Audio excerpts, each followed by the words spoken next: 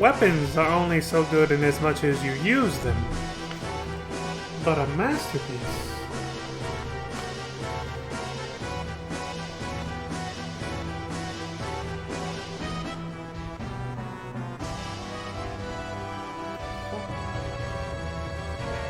I'll have to figure this out at some point. Just opening my chat. There we go. Cool. Tablet's still healthy. Won't die this time.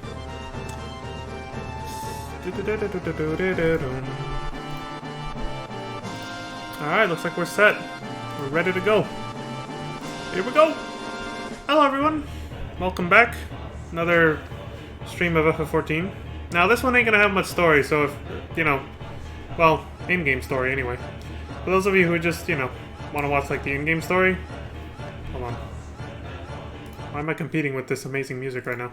There, for those of you who just want to like watch, you know, the in-game story, you can go ahead and skip ahead to the next video, because this one's pretty much just going to be about the real-life story, the IRL stuff, about how FF14 recovered from the colossal failure that was 1.0 into Realm Reborn.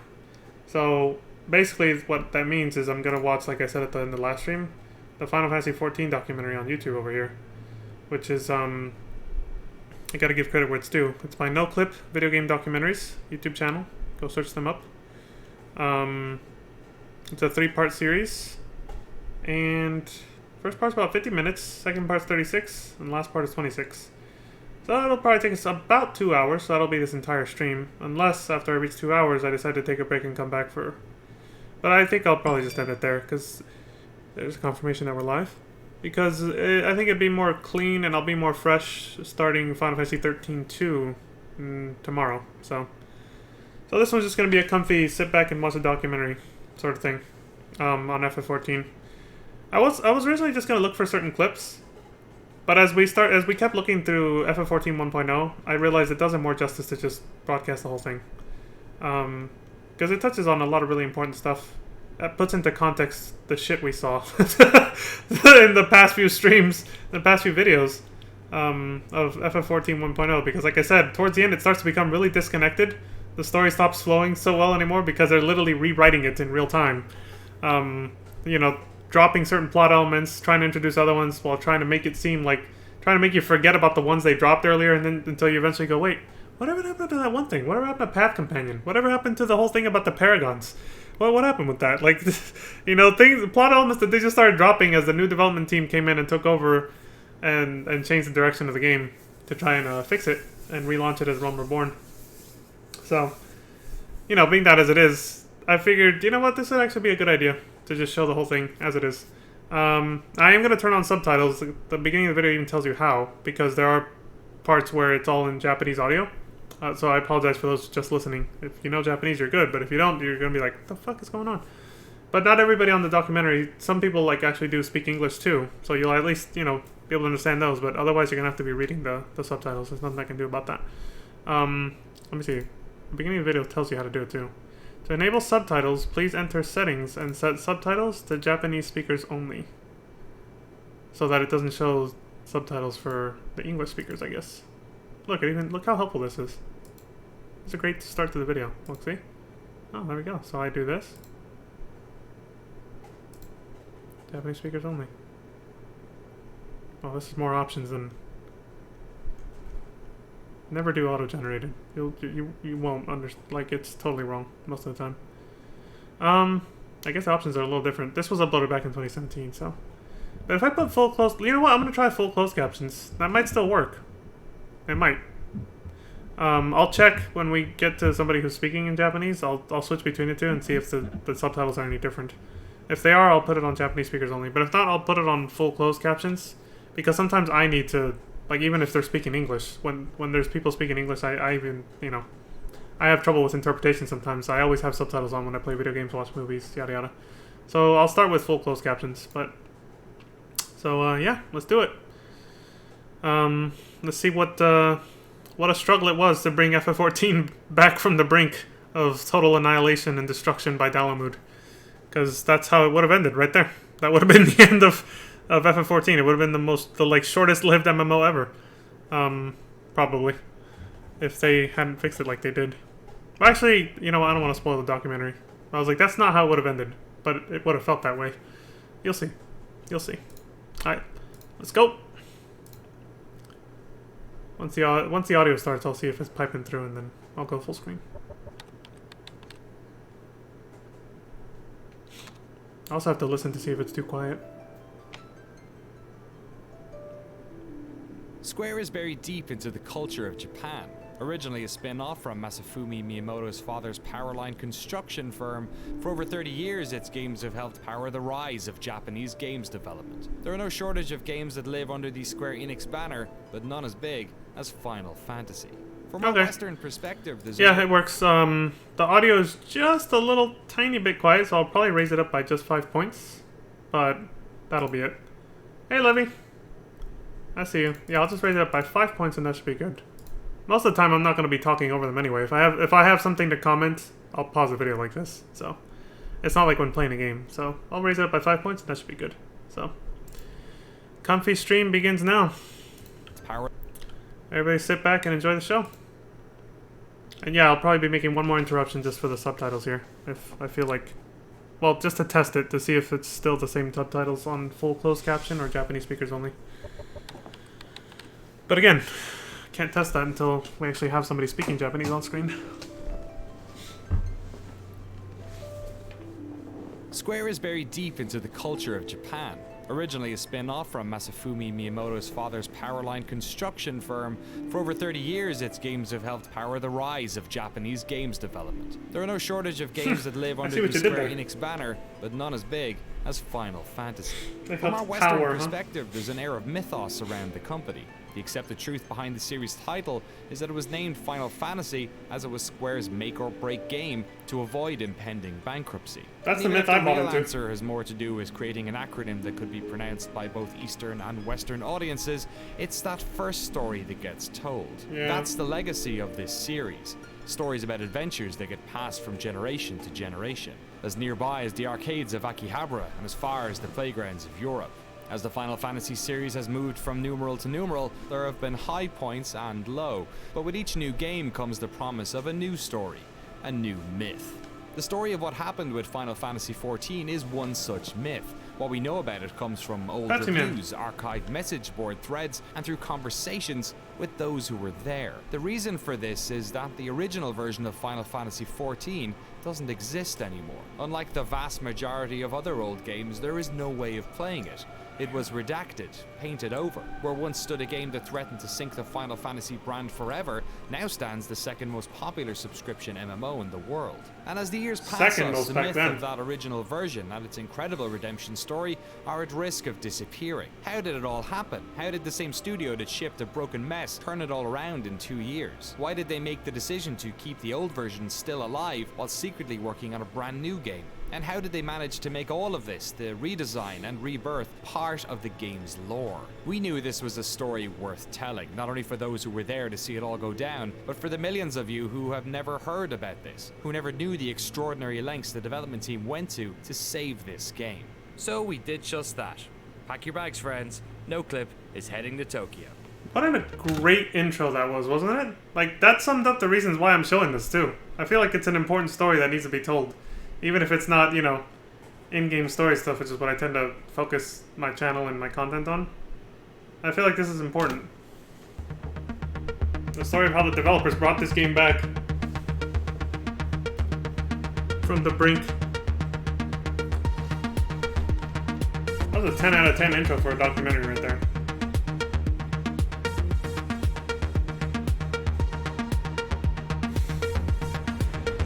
Remember, this is 2017, so back then it was the second most popular MMO. I think now it's pretty much either tied for first or first place.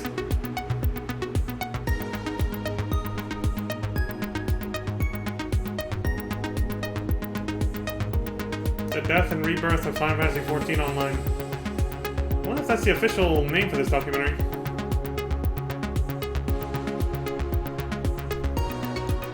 Towards the end, like in the third video, which will be at, you know, like an hour and a half from now, I think there might be some minor spoilers for Heavensward. because this documentary came out like right before Stormblood launched, 2017. But most of the spoilers are just going to be for 1.0, which we already watched, and a little bit for Realm Reborn, but it's not too bad, really. But I'm giving you a warning right now. So I'm giving you a heads up. If you haven't seen Realm Reborn, you might have a few things spoiled.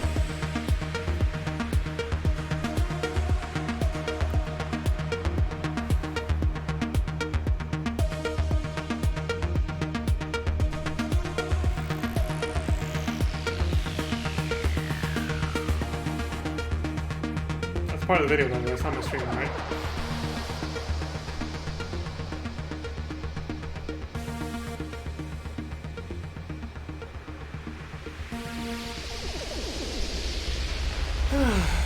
Yep, there's the cliffhanger we saw. Poor Louis Suo sacrificed himself to get us out of there. Hello Part and welcome 1, to 1.0. Shinjuku, Tokyo, home of Godzilla, restaurants full of dancing robots, and Square Enix, one of the most prolific video game companies in the world.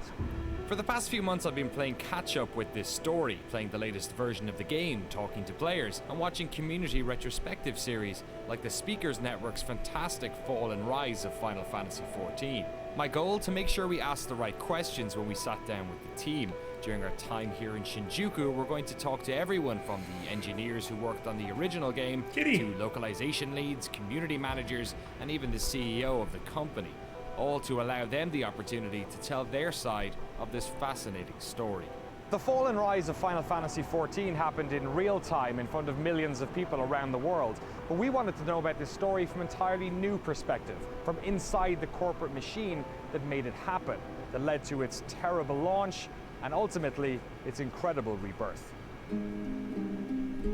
This is all fan-funded too, this documentary, I think. Christopher Koji Fonks. I am the English Like, they have a localization Patreon. lead for Final Fantasy XIV. But my middle name being Koji, it's not something I gave myself. It's a name my father gave me. My father was stationed in Japan for 2 years in the Navy when he was young. Went back to the States. My mom had me.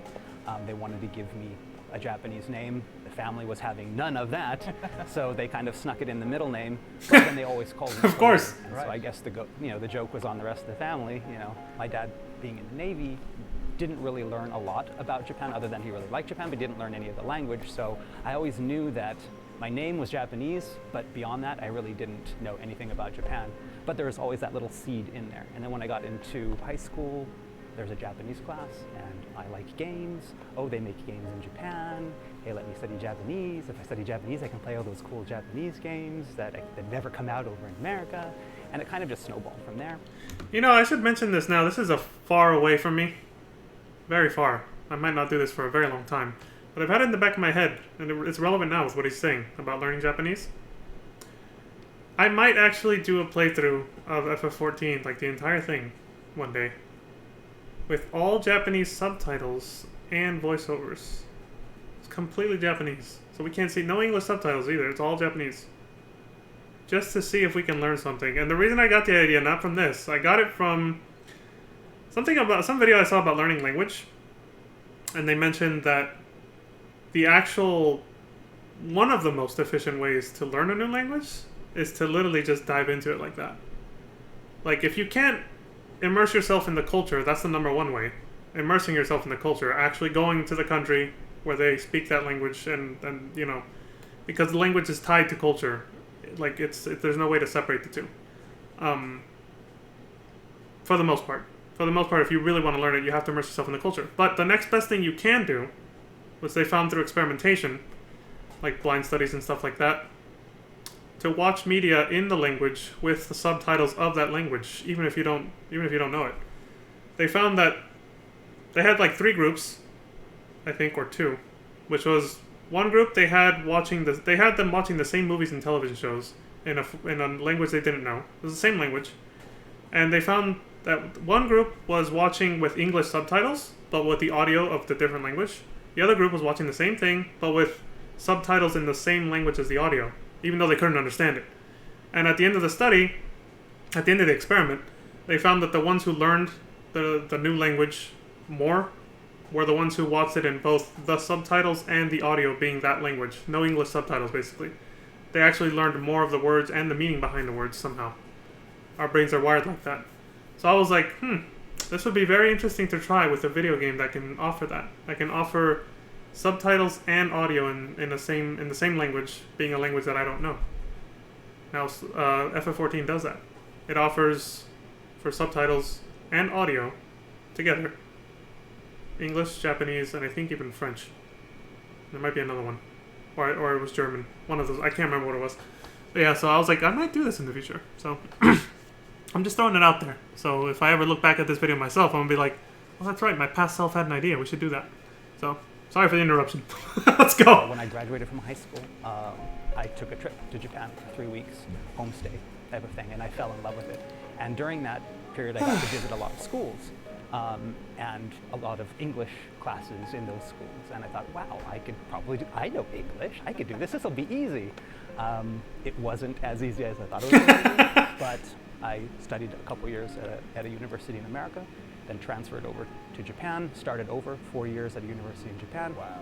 Got my teaching license, and yeah. It's hard work being a teacher.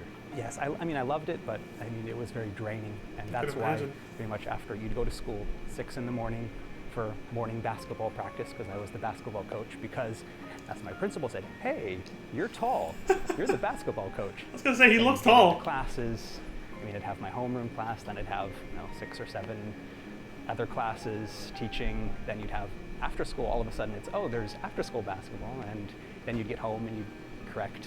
So I was really, always at school every day. It was very draining, and I would go home and I would play FF11. It was how I was able to relax, and being able to go into my little room and turn off the lights and put on my headphones and get into that world of Vana'diel was something that helped me escape from the stress. And then it just happened to be, one day I was online, checking for 11 related information, and I saw that Square Enix was hiring, looking for a translator, and it just kind of, wow, that would be really cool. Amazing how you can end up in certain places just like Koji that, right? wasn't alone. Final Fantasy XIV was launched in 2010, but the story of this game starts 8 years earlier with the launch of Final Fantasy XI, Square's first MMO, the early days of online. Many of the team who worked on 14 started on 11. One of those was Kasuga-san, who joined the company in 1999 to build a network infrastructure for this fledgling MMO. 自分はネットワークとサーバー担当で入っていて、なので一番最初にやっていたのが、当時プレイステーション2で初めて、厳密にはドリームキャストがその前にあるんですけれども、プレイステーションプラットフォームとしてはオンライン要素が入った初めての時期だった。Okay. Now let's go back and see if the subtitles match when I put it on Japanese speaker only. Just to make sure we're getting the right translation. Let's see. 自分はネットワークとサーバー担当で入っていて、なので一番最初にやっていたのが、当時プレイステーション2で初めて、厳密にはドリームキャストがその前にあるんですけれども、プレイステーションプラットフォームとしてはオンライン要素が入った初めての時期だったので、プレイステーション2でネットワークを作るために、TCP/IP のドライバーを作ったりとか、まだ当時モデム通信の時代だったので、PPP 通信とか、I'm gonna check on the stream really quick. Make sure it's still up and running. I have to do that once in a while because ADSL がちょうど普及し始めた時期。I'm fucking traumatized after the Blitzball thing. I gotta make sure I switch to the right window and I'm capturing the right shit. PPP 通信とか、あと ADSL がちょうど普及し始めた時期だったんで、ADSL の認証として使われた PPPoE とかっていうその本当にネットワークの下の部分、今だとあんまし誰も書かないようなところを書くっていう担当で入社してました。11に関して言うとね、スクエアエニックスって言いますか、スクエアが初めて、オンラインのあれだけの規模の、MMORPG 日本でやるっていうのは本当初めてだったんで、いやもう正直いろんなことがありましたけどね。これ言っちゃっていいのかな？言っちゃっていいの？OK なの？いいんだ。まずね、どういうことがあったかというと、He's like, did I say too much? あの時はMMO とかね、海外の例えばウルティマとかそういった先行事例あるので、基本的に PC ですよね。ところがだからコンシューマー機でやるなんてもう無謀の極みだとかってね、もうたくさんそういうふうに言われました。ソニーさんがPS2 のハードディスク AV キットなんかもですね、もう何台出すんだとか、God, I remember wanting a network adapter so bad. Not because of 11. I wanted to try FF11, but I mostly wanted it for Resident Evil Outbreak. 11 was my first MMO. I hadn't played one before. I remember Came out at the same purchasing time. the PlayStation 2 broadband unit because they were all sold out. I ended up paying double on like some Yahoo auction or something like that. That didn't happen to me. But I had to play it. We got a new internet connection. We were on a regular modem at that time, but because we needed a new modem, we had to upgrade to ISDN 128. But yeah, it was definitely worth it. It was something that was completely new to me, but fascinating. And ever since then, I've been into MMOs. That was the gateway drug for me. Going in from FF11 and then trying some of the Western MMOs as well. Getting into World of Warcraft, seeing the differences between the two. Personally, I think Glorious. it's very different. I mean, No here in Japan from the Western market because The early days of the internet. yeah, it is for everyone in the globe. I mean, it's very first MMORPG on the console, PlayStation 2, and also, I mean, it was the first ever cross-platform MMO between PlayStation 2 and the Xbox 360. The obvious one is the most Japanese people don't really like to chat in public. Right. So, I mean, in the world, there's a lot of characters, but it's very quiet because people are using a tell instead of the say or shout. And then, but if you go to the Western world, game world, I mean, every single one is shouting. Everyone's shouting shit. That's huge different. While in the West, you have your EverQuests and you have your Ultima Onlines. Yeah. In Japan, there was none of that. The And North then, America so Final centers. Fantasy 11 was really one of the first. I was like, yo, what's up? MMOs in Japan, and I like getting to chicken. work with basically the pioneers of the Japanese MMO was really exciting. On the other hand, I mean, you could also say that it was possibly kind of a curse, in the sense that they were all, doing their own thing. They I had like their House vision of of Cards, what man. an MMO should be, and No what one a asked. Japanese MMO should be. And then me, again, not having played an MMO before, getting on this team and thinking, okay, this is an MMO, and translating away and working in that project, I kind of, started thinking, okay, this is what an MMO is, this is what an MMO is. And then that one day I start playing WoW, and it's like, oh, oh, seeing the differences between the two, and saying, like, okay, what I thought was the norm in Final Fantasy XI, the grinding for 20 hours to go up one level, and then only to have your level drop when you pull too many crabs and it kills you and you've lost 5 hours work. I thought that was normal, and then you're like, well, that's not normal, is it? The Japanese God, that reminds me of Maple Story. base game, Final Fantasy XI, had already released, and they were working on the first expansion pack, Rise of the Zalart. I was part of the team that was working to get the base game and Rise of Zalart all translated before the Japanese Rise of Zalart was finished, so we could all release at the same time. Right. Did you get it on time? Got it on time. I haven't missed a deadline yet. That's one thing I'm proud of. Look at you. Final Fantasy XI was a huge success for Square Enix. It established a concurrent user base of around 250,000 players for years. It was the most profitable Final Fantasy game ever, and at one stage was the 6th most popular game on all of Xbox Live. More than that, it established the Japanese style of MMO. And when the decision was made in 2005 to start work on a sequel, the new MMO was built around things that made 11 successful, focusing, like most Final Fantasy games do, on beautiful graphics and an interesting battle system. This new game was to be directed and produced by the same duo that shipped 11, series veteran Hiromichi Tanaka and Nobuaki Komodo.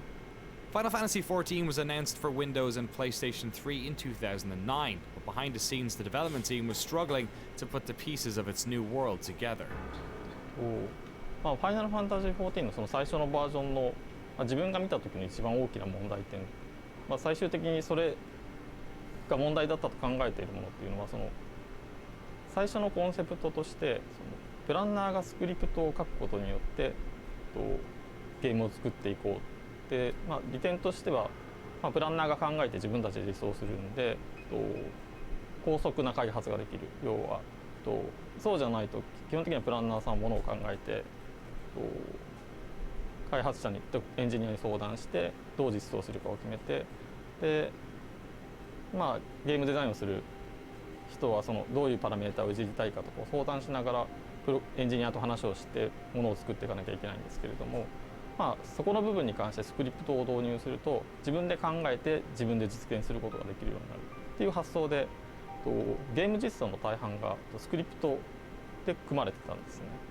でそのスクリプト UI の問題もそうなんですけれどもゲームも UI も基本的にはスクリプトで書かれていてでスクリプトを動かすエンジン側がかなり負荷が高いというか CPU をたくさん使わないと動かない状態になっているので、まあ、ちょっとした何かをするだけでもゲーム内で少し何かをするだけでも非常に CPU リソースを使うことになっていて、まあ、すぐにサーバーが回るサイクルが遅くなっていくということが問題として発生していました。で結果としてそのサーバーでできることは少ない、あとゲームとしてサーバーで実現できるところは少ないですし、何かしようとすると負荷が上がっちゃうので、じゃあそれを回避するためにどうしようとかっていうことで結果的にそのゲーム内容としてリッチなものが実現できるということが起きてましたね。で UI もスクリプトで組まれていたので、まあ、なんかちょっと処理するだけでもすごい時間がかかるっていうような問題が発生していました。Like I mentioned before, again, localization being in a position where we get to see all the parts come together first. We were some of the first to realize that, Houston, we have a problem, that type of situation. I mean, you had the battle team, they're like, yes, we have this great battle system, with stamina and these things that you can do. And then you had the story team, yes, we have this story. Oh, hey, we have these guild leads and all of these parts. And everyone was really, really proud of their parts. Look at this grass, it's so beautiful. Look at this barrel, it's the most beautiful barrel ever to be, represented in graphical form.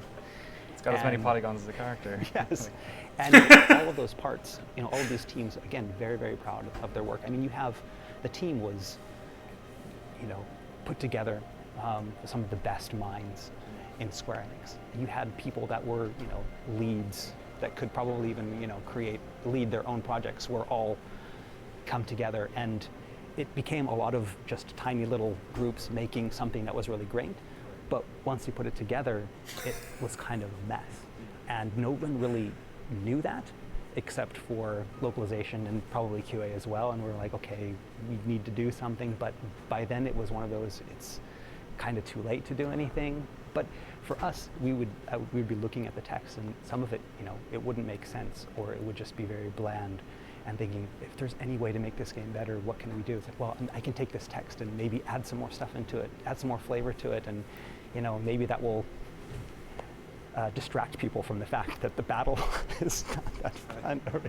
At a fundamental level, the piecemeal design of the game was causing problems. Graphics were inconsistent. While many elements of the world were copy and pasted ad nauseum, some environmental objects had as many polygons and shaders as a character model. The battle system was just confusing. The game didn't have elements fundamental to most modern MMOs, things like jumping, auto-attack, and the ability to interact with the map using a mouse. It had a system that jumped, auto-attack, and the ability... What the fuck is this? It's not terribly different from the way it is now, but it is different. Oh yeah, you couldn't even jump back then. Map using a mouse. It had a system that nerfed hardcore players to make sure they didn't level up too fast. The UI was confusing. Crafting was incredibly complex and took forever. And simply, there just wasn't enough content. The closed beta wasn't going well. They needed more time to fix these problems, so the open beta was pushed back to within a month before launch. The team knew there were problems, and they were getting frustrated.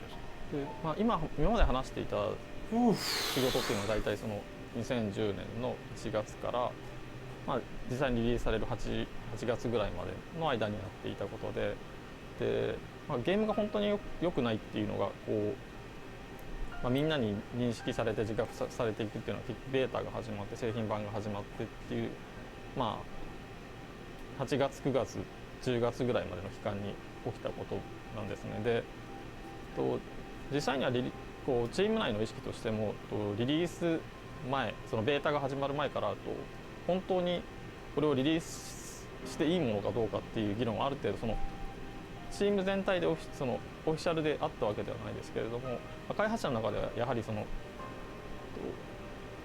世に出していいクオリティかどうかっていうところは議論がありました。When 1.0 was getting made, was the mentality that we're not like that's like their thing and we have our very own successful thing over here, we're going to just make another one of those? Right.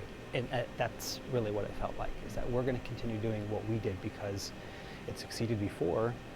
Why wouldn't it succeed again? And seeing that direction, them taking that direction, and knowing that, having worked on 11, that yes, they were very successful. Seeing the success that they had with Final Fantasy XI, seeing these great creators, creating something that was, revolutionary. But then on the other hand, knowing that what they were doing was, but maybe that worked 6 or 7 years ago, but a lot of things have changed since then. Yeah, exactly. And, I think there was even one guy on the localization team that got to that point where he just got so frustrated that he just wrote this scathing mail and sent it out to the whole team before telling anyone else on localization he was going to write it. And then we all get it at the same time, the devs team. We're reading, it's like, wow, this is really terrible. I hope he doesn't, he sent it to the whole team. Because he just got really frustrated because he could, to him, they were being very stubborn. They weren't, they hadn't moved on. Whereas the rest of the world had moved on and adapted, with the release of WoW and what they had done. Whereas, the team here was like, no, we're going to stick with what we know, and that's good enough. Then start feeling more about. Yeah, I'm gonna go get a drink, but that is a rough mentality to have. And I think they touch upon what I'm about to say a little bit, so I won't go into it too much. But I've said it before with, I think it was Final Fantasy XII when we were playing through it, and I saw some of its flaws. But I think it might have been more, I was commenting on something with FF10 though. I can't remember what the hell I was saying. Well, it was several streams ago now. But I said something about the fact that it was around this time when we were getting to like Final Fantasy 13 and of course 14 that Square Enix's hubris started to go to an all-time high because of how successful all their previous titles had been and how they just reached this huge pinnacle.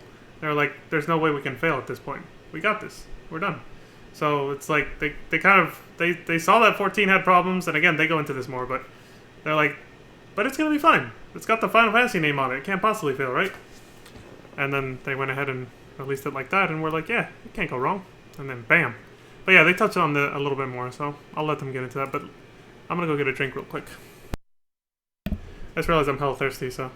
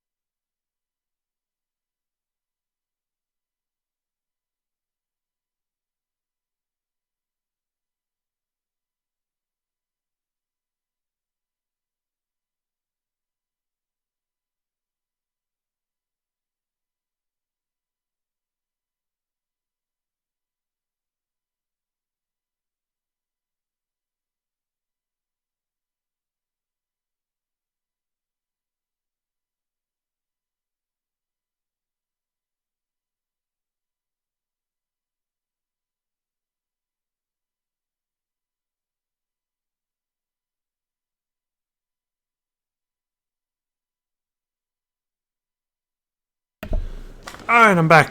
Let's continue this, shall we? I got my drink. My tea. No, I don't have tea. I have, some soda. Some More grape soda, because it's my concerning the favorite. situation. I mean, Grape! Whereas, the team here was like, no, we're going to stick with what we know, and that's good enough. then start feeling more concerning the situation. I mean, this is not fixed, not fixed, not fixed. Oh, then I had to more check. I was concerning like, the did I not situation. I mean, transition? this is not fixed, not fixed, not fixed. Oh, then you announced the launch date, but it's not fixed. So, but still, some major portion of people are still thinking. Oh, is that how it got pushed back? Oh no, it says September 30th, 2010, pre-order now. Final Fantasy 14. But still, some Coming March 2011. Oh, PS3 version. Coming to look at that, Levy. PS3, Final Fantasy 14, coming March of 2011. Let's fucking go. But then, behind the scenes, what was happening, as they're explaining right now, dude, it's not ready. What the fuck are you talking about? Why'd you release the date already? major portion of people are still thinking. It must have been fucking chaos. Believing, no, it's better, still better. Last phase, but still better. So it could be, fixed or changed at the launch time. Kind of Big went laugh from right there. thinking, okay, this project's going to be great, to, uh-oh, there might be some problems. Can we fix them? Can we fix them? Okay, we can't fix them. Is there anything we can do? I don't know. It was, it was a very taxing experience. The team crossed their fingers and hoped that the game's beta problems were simply that, the same issues that most MMOs have, ones that could be fixed with patches once the game entered live operations. And so Final Fantasy XIV Online launched on September 30th, 2010. It sold well its first week, and after a month had over 600,000 players swarming into its world. But it didn't take long for the cracks to appear. The problems in the beta were echoed by new players. The game was sluggish, the servers crashed, and Eorzeans quickly ran out of things to do. Quests were limited, and the fatigue system even made grinding for XP next to impossible. Critics ate it alive too. Let's Yikes. get right down to it. Unless you've got the patience of Job or some kind of masochist, you shouldn't play Final Fantasy XIV. Its problems are so vast that I could spend hours talking about them. The awful interface, the recycled content, the stringent limits on questing, the useless maps, the stupid market ward, these issues and dozens more constantly have you asking that age-old question, what were they thinking? Damn, that had to hurt. So, Bad. what was it like seeing public reaction? Big Kek W. It was very, very disheartening, because you'd want to look at those and you'd want to say, no, they don't understand, they don't know, what's going on here, or but deep down, you'd know they were right. They don't understand the vision. That was what kind of, that dagger in your heart was kissing, because you want to Choking on my own defend shit. what you work on. The people that I worked with are the greatest people. I still, work with a lot of them. I had worked with them before in FF11. I consider them not only coworkers but friends. But and then you see people online, bashing the work they did, and I know how hard they worked. I know how many hours they put in. I know that, like, in the last 3 or 4 months, people were basically living at work, all putting their 100% into this game that was, destined to kind of crash and burn. That's really sad. And then to have people online just say, oh, that sucks, this person is a piece of shit, and their work is terrible. It hurts, but it hurts more because if I was not here and was the user and had played that game, I probably would have said the same thing. そうですね。People are harsh, 当時 dude. もね、私CFO やってたんで見てたんですけれども、ローンチのタイミングやっぱ一番大きく違ったのは11の時のいろいろごたごたねと9の14の時のごたごたが一番違うっていうのは。11の時はいろいろごたごたあったけど、ゲームに関して言うと、さすがに相当やっぱり、相当程度やっぱり受け入れ、ファン、相当のやっぱり評価されたんですよね。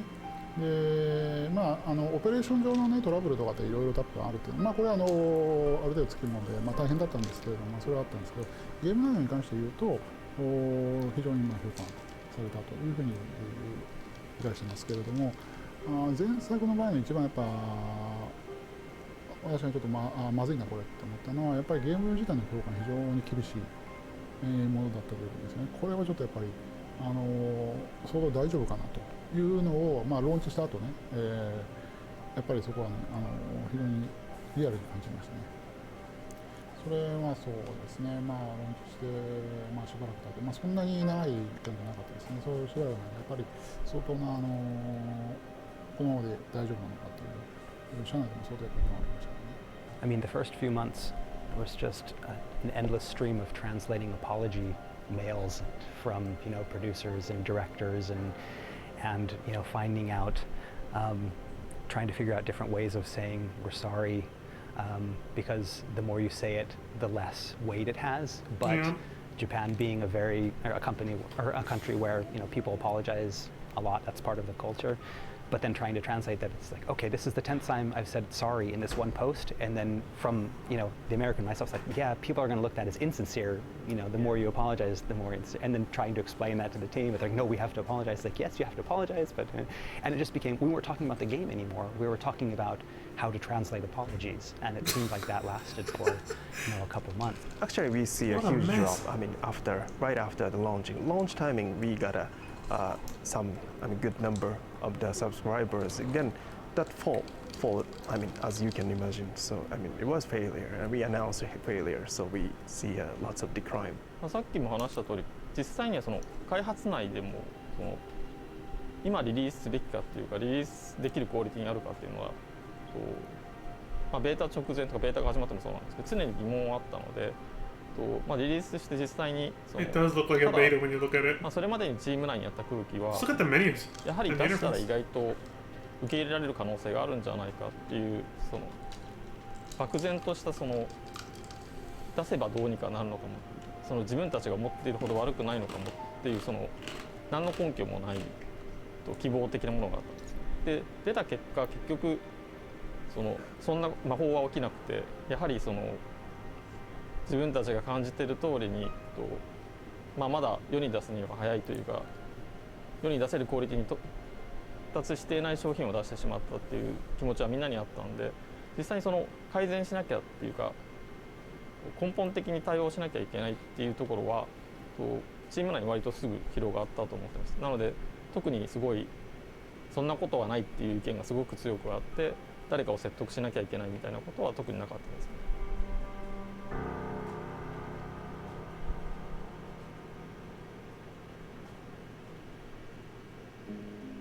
Today, Square Enix is based across multiple floors in a modern office complex in Shinjuku, Tokyo. It's a company that is often designing multiple projects at once. And while Final Fantasy XIV was being developed, in another part of the building a different game was being made. Produced by a Final Fantasy fan, his name, Naoki Yoshida.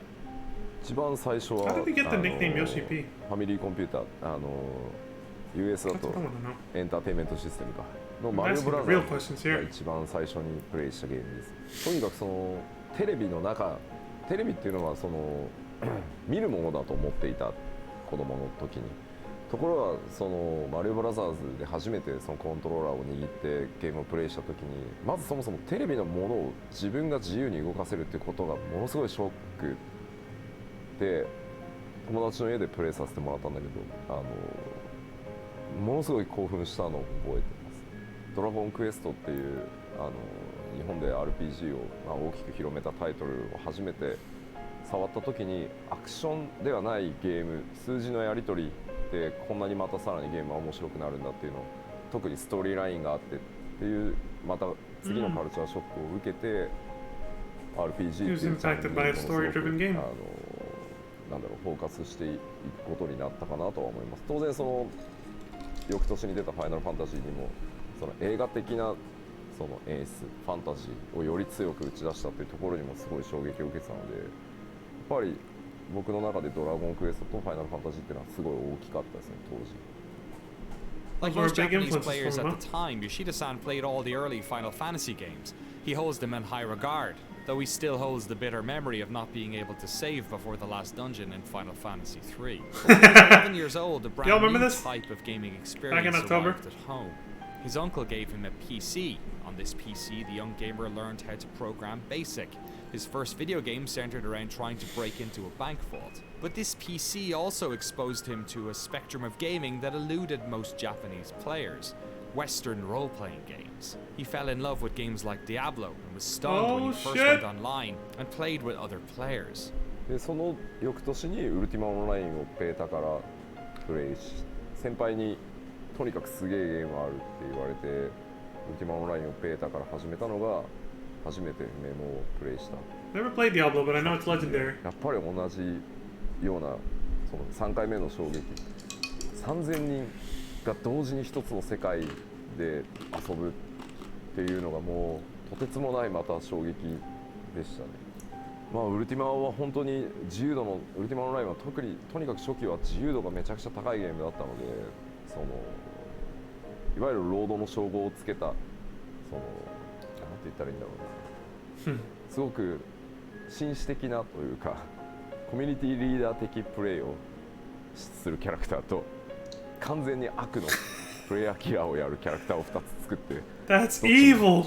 ものすごい遊んでたし、You're やっぱり two-faced. その MMORPG っていうゲームがどう作られてるのか、どういったエンジニアリングが必要なのか、ものすごいそこで To act like a really nice person, you know? And then you play on a different character nobody knows about, where you act like a complete asshole.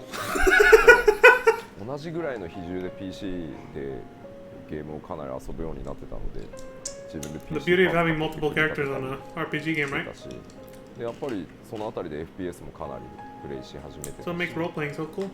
特に 3DMMO のスタートであるエヴァクエスト、その後プレイをし始めて、当時エヴァクエストのパッケージを日本で手に入れるのが本当に大変で、出張で東京に来た時に秋葉原をね時間を作ってゾンビのように店をこううろうろして、エヴァクエストってゲームないですか、エヴァクエストってない I ですかって。 need EverQuest! Please! Yoshida-san would embark on a career in games that would eventually see him joining Square Enix to work on the Dragon Quest series.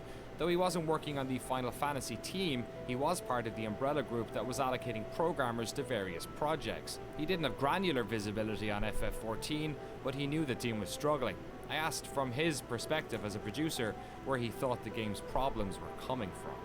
まあわかんない、これ広報にカットされるのかもしれないけど、クリスタルツールズって呼ばれるミドルウェアを作ろうとしていたので、腕のいいプログラマーが全部そのチームに各なんだろうゲームラインから招集されて、メインプログラマーがみんないないっていう状態になってしまったので、どのプロジェクトもものすごい大変な時期だった。まあオリジナルの14がああなってしまった理由の一つでもあるかなとは思います。さらに2つ大きな問題がそこに絡まっていて、スクエアエニックスその全体にプレイステーション2のジェネレーションで本当に世界一クオリティ、グラフィックスのクオリティが高い、そしてゲームエクスペリエンスがものすごく詰まったゲームっていうのをたくさんリリースしたので、本当にこうなんていうんだろう、ある意味自信過剰にもうなっていたので、自分たちが世界一だし、自分たちのグラフィックスこそが世界一だし、その作り方は自分たちにしかできない。だからなんだろう、でも超巨大な成功体験ってやっぱり足かせというかにもなる例だと思うんですけど、ものすごくおごってた、まあ悪い言い方をすればおごってた時期だったと思うんです。まず例えると、その刀を作る刀匠のような職人たちが本当にたくさんいて、彼らが一つずつを手作りで作って世界一のクオリティを作り上げていたんだけど、実は世界は、まあ、特にその北米を中心にテクノロジーでそれをカバーするっていうところをずっと追求してきた時期で、プレイステーション3の世代になった瞬間にテクノロジーの方がそれを上回るっていう時期が来たせいで、作り方を変えようとはしないし、だけどテクノロジーも追いつけないっていうことから、さらにそれを知ってるはずのプログラマーたちはミドルウェアの制作に行ってるっていう状態で、でもグラフィックス作ってるそのアーティストたちは自分たちの作り方こそが世界一だと思ってるので、古い作り方で引き続きものすごく負荷のかかるやり方でアセットを作ってたので、もうそれらが絡まってっていうのがまあもう一つの大きな、さっき2つあるって言った問題の1つ目がそれです。もう一つはプライドはいついかなる時でもとても大切なものだとは思うんですけど、そこにやっぱり超巨大な成功体験をしたっていうこと自体が乗っかってきちゃうと、その自分たちの作るゲームこそがベストであって他をあんまり見る必要がないっていう時期でもあったんじゃないかなと思っていて、例えば当時世界多分 MMORPG を知ってる人に世界最大の MMORPG は何ですかって言ったら100人に聞いたら100人がワールド・オブ・ウォークラフトって言ったはずなのに誰もプレイしてない、開発チームが。これはワールド・オブ・ウォークラフトを知ってるか知ってないかっていう話だけの話をしてるんじゃなくて、その自分たちが世の中に対して新しいそのビデオゲームをリリースしようとするときにライバルになるタイトルは何だろうとか、ユーザーは今プレイヤーはどこにそのゲームエクスペリエンスの最新の状態をプレイしてるんだろうっていうのを知らないっていうのが、その感覚として僕には結構信じられない。なんでもっとみんなゲームプレイしないの？だって自分たちが今どの辺りにいるか分かんなくなっちゃうよっていうのがまあ言いたい。で特に14の場合に関してはもちろんファイナルファンタジー11の超巨大な成功体験っていうのが邪魔をしたっていうのもあるとは思うんだけど、あの当時はエヴァークエストを徹底的にプレイをしてだからこそ11を作ったはずなのに、新しいレストランをオープンするときに隣にあるレストランがどんなメニューを出していてどんなサービスをしているかを知らずにレストラン作る、回転させる人はいないんじゃないって。So just at the launch stage then of 1.0, what was the feeling within Square Enix? The beta was quite close to launch. Were people anticipating that there would be negative feedback, or were they less aware that that was going to happen? 僕は他のチームにいてすごくベータの評判が悪いっていうのはネットでニュースは見てました。ただ多かれ少なかれ MMORPG のローンチは絶対にまあ荒れやすいサーバーがすぐ落ちるとか、まあ、ストレステストをやってるけどプレイヤーの方は遊びたいからやっぱりサーバーが落ちるとやっぱりすごく文句を言って当然だと思いますし、だから僕もやっぱり11を作ったチームだからまあそうは言っても11のやっぱり完成度が高いのでそこと比較をして。 What the battle system was like? You couldn't even move. Like they kind of made it like a turn-based battle system, like the single-player games. It looked turn-based there for a second. I don't know what kind of gameplay they had going on. あの機能がない、この機能がないっていう話をしてるのかなっていうふうに思ってた。僕は僕自身の開発が忙しかったのもあって、ただそれも少しずつ収まっていくんだろうなっていうふうに僕は当時は見てた。ただ別の角度、今度はそのオリジナルの14チームの中のその視点としてはこのままだと本当にまずいもっと時間をかけて品質を上げないとっていうもちろん声を上げる人たちもいたけれど、会社ってまあ全体の判断としてはファイナルファンタジー11のスタートもそうだったと。機能たくさんなかったし、Death of 11, it's fine. たくさん来たけどパッチでどんどん直していって11は完成したんだから14も大丈夫だと、最初は絶対こうなんだっていう風に判断したのでベータを終わらせてリリースへ踏み切ったっていうのが当時のジャッジだったって、僕はチームに入ってからインタビューをしてそれを確認したので、チームの中ではやっぱり議論はあったそうです。あのままじゃダメ、まずいっていう話は。ただ最終的なジャッジは今お話しした通り11の時もでも11だってずっとパッチを続けてああなったじゃないかと。It's like seeing the iceberg coming. That this wasn't usual launch problems, so they called Knowing on a you're few not going to select dodge members it. of the team to create a task force. This task force But you keep would the engine running research what anyway. changes the game needed and the resources the development environment would require to do the work. Members of that team would talk to Yoshida-san about their worries after hours. His thoughts were that the current organizational structure would need to be modified if the team was going to make the changes required. In October of 2010, Yoshida-san talked to the then Square Enix president Yoichi Wada and suggested they initiate a company-wide emergency to get the team the resources they needed. Wada-san spent a few days talking to the 14 development team about their concerns, and while a lot of the team had suggested that the current task force was in fact up to the task, some members of the 14 team had pleaded to have Yoshida-san join the project to help. And so it transpired that in late November, corporate took the decision to remove Hiromichi Tanaka from the team and move Nobuaki Komodo from director to lead designer. Both of their vacant positions would be filled by Yoshida-san. At that time, he was leading a team that was working on an original IP for Square Enix. He was disappointed to leave that team, but excited for the opportunity to work on one of the company's crown jewels, a numbered Final Fantasy game. So, he got right to work. やらなきゃいけないことは当時3つあると思ってて、順番にやってったんですけど、まずそのチームに、オリジナルのチームにトップが変わります。で、あとそのタスクフォースメンバーもそのまま開発コアとしてリードに入りますっていう当然話をしなきゃいけない全チームに。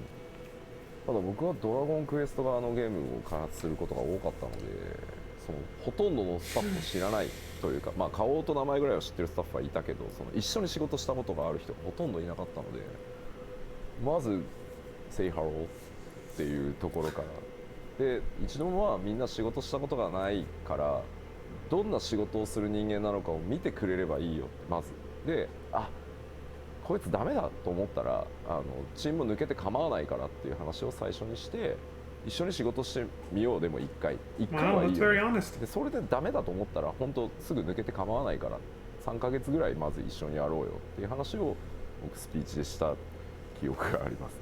Off to a good start, I mean. でもう一回 basis of any good relationship of any kind is communication. チャレンジするよ。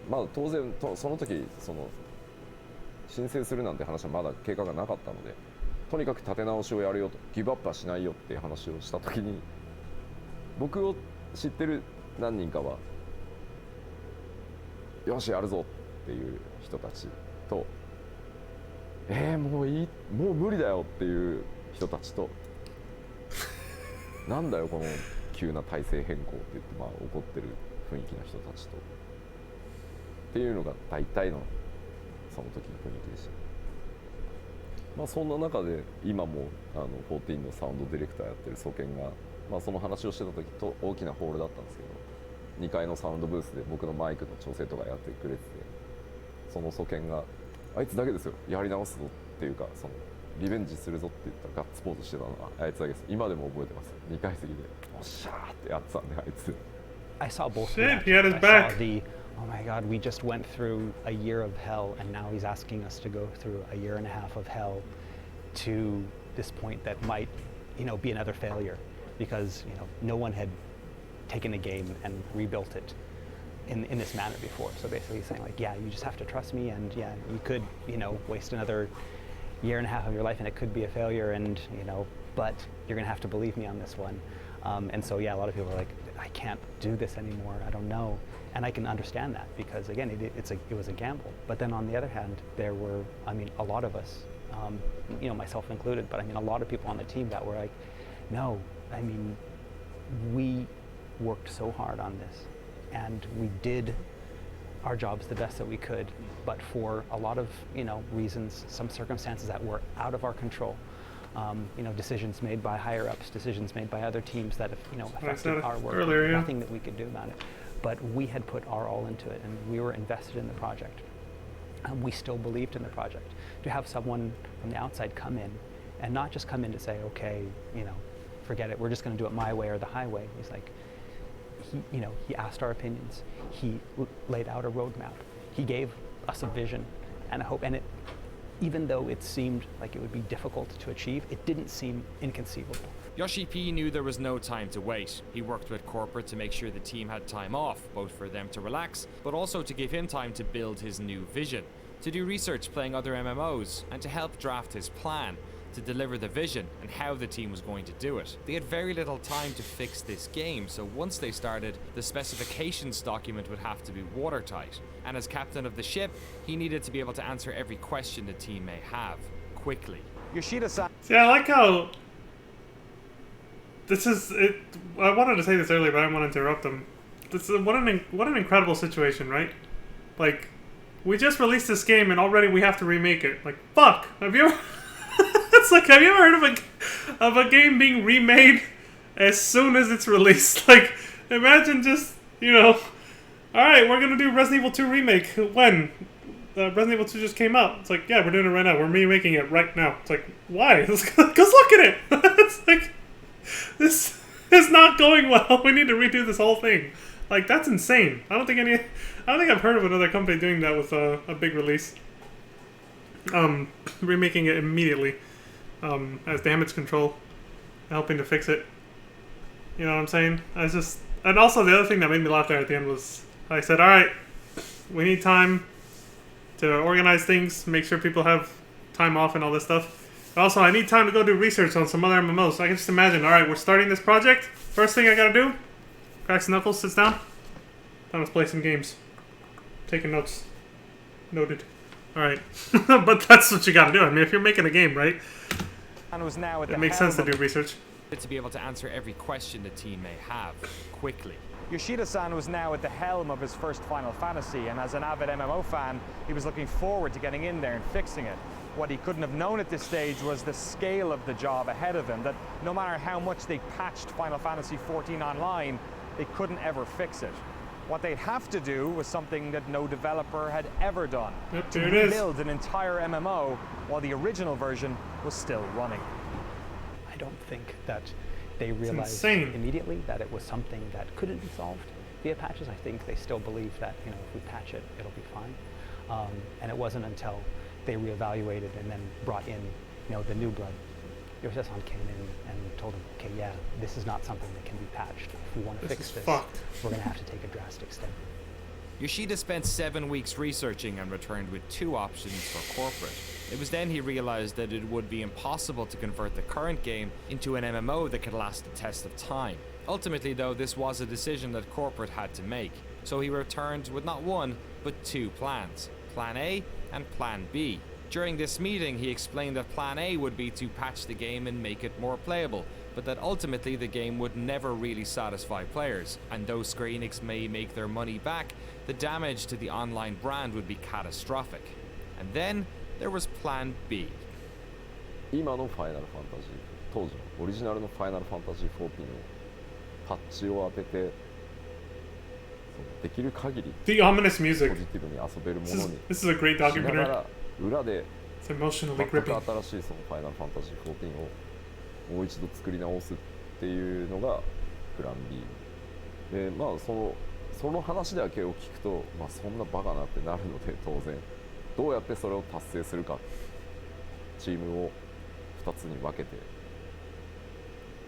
でどういったそのマネジメントスタイルでそれをやるのかで大体発売時期はプレイステーション3版をリリースするっていうのがプレイヤーとの約束だったのでプレイステーション3の寿命が来る前にリリースしなきゃいけないので2012年年末から2013年中には絶対リリースできるこの計画であればっていうプレゼンテーションをしてリスクは高いただ当然そんなことをしたことはないしゲーム業界でしかも同じタイトルで作り直してるからうまくいったとしても成功するかどうかはわからないただ少なくともやっぱりファイナルファンタジーってクレイジーだねとかYes! 少なくとも自分たちがミスしたことを認めて信頼を取り戻そうとしたっていう努力は見てくれてる人は多分見てくれるだろう。That's true. だからどっ Fans eat ち that を shit up. チョイスするかは会社に任せる。ただどっちであっても全力でやるよっていう話をプレゼンテーション Option A. して、まあ、結果的にはねプラン B で It's like option A, we make this game mediocre at best. Option B, we do something insane that no one else has ever done before and potentially become heroes once again. The redemption Final arc. Fantasy XIV 1.0 was in a state of disarray. Square Enix had decided to suspend subscriptions to help ease the negativity around the game, That's while the reality PS3 we're in now. version was indefinitely postponed. So there's an alternate universe somewhere out there where they went with Plan A, and FF14 just stayed as this mediocre game, and and Square Enix just became... I mean, I don't know, it's hard to imagine what would have happened at that point if they had just slightly patched FF14 and be like, alright, well, this still sucks, but at least it's somewhat playable now, and people were like, damn, shit sucks now. Like, who knows what would have happened? Would we even have gotten an FF15, or would they have gone under after that? The next 2 years, Yoshida-san and his team would work tirelessly on not one, but 2 MMOs, An alternate matching the timeline. original 1.0 to fans' expectations, while secretly working on a brand new version of Final Fantasy XIV. In our next episode, we focus on that 2-year period and tell the incredible story of the falling moon of Dalamud, the death of 1.0, and the birth of a new Eorzea. 2 years, bro. This production was funded entirely by the support of 4,309 patrons, including... Now he's talking about the documentary that we're watching. So, I'll let it play. The people who helped bring us this documentary. This is the end of part 1. 50 minutes. It took an hour 8 because I stopped to blabber, but also because, you know, I went to go get that drink. Yeah, there's an alternate timeline somewhere out there where we don't have FF14 the way we know it today. Where Square Enix said, nah, let's go with Plan A, fuck it. We're moving on. We're counting our losses. Thankfully, the suits, the higher-ups had some sense and were just like, fuck it. I guess we're doing something crazy. But I like the way Yoshida-san put it, you know? He said, my face is probably covering it, but the channel is no clip. Crowdfunded video game documentaries. Yeah, Yoshida-san was probably like, dude, at least if we go with Plan B, people are going to be talking about us. Like, yo, you think they can do it? Pause champ? Square Enix is doing something crazy again. Think they're going to pull something cool out of their ass? I don't know. Had everybody in suspense, you know? Everybody was pause champing.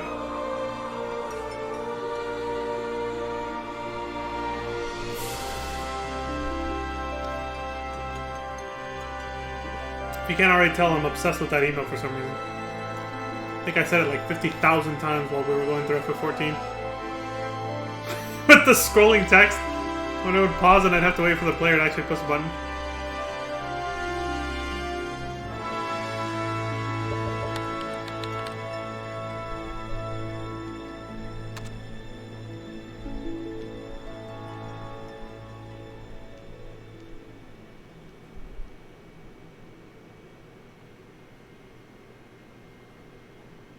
Alright, part 2. This one's a little shorter.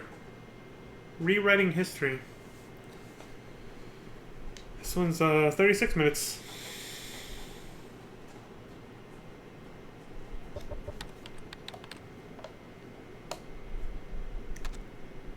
So what did you think from your perspective as CFO to fix this problem? It's going to cost a lot of money. It's going to involve creating a new game.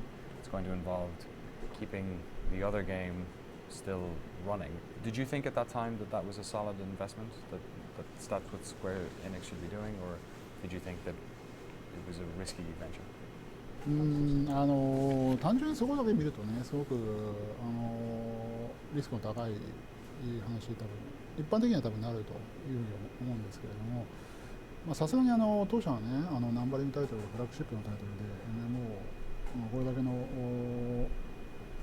タイトルなわけですから、それがこのままサービスが頓挫してしまうとね、これは非常に将来的にまずいと。これはcause a huge amount of damage to the brand, yeah. ダメージを与えるということで、再度作り直しと並行してやるということの投資に関しては、これはまあはっきり言ってやっぱやるべきっていうか、やらざるを得ないというふうな判断でしたね。ものすごい財務的なリスクがものすごく大きかったですけどね。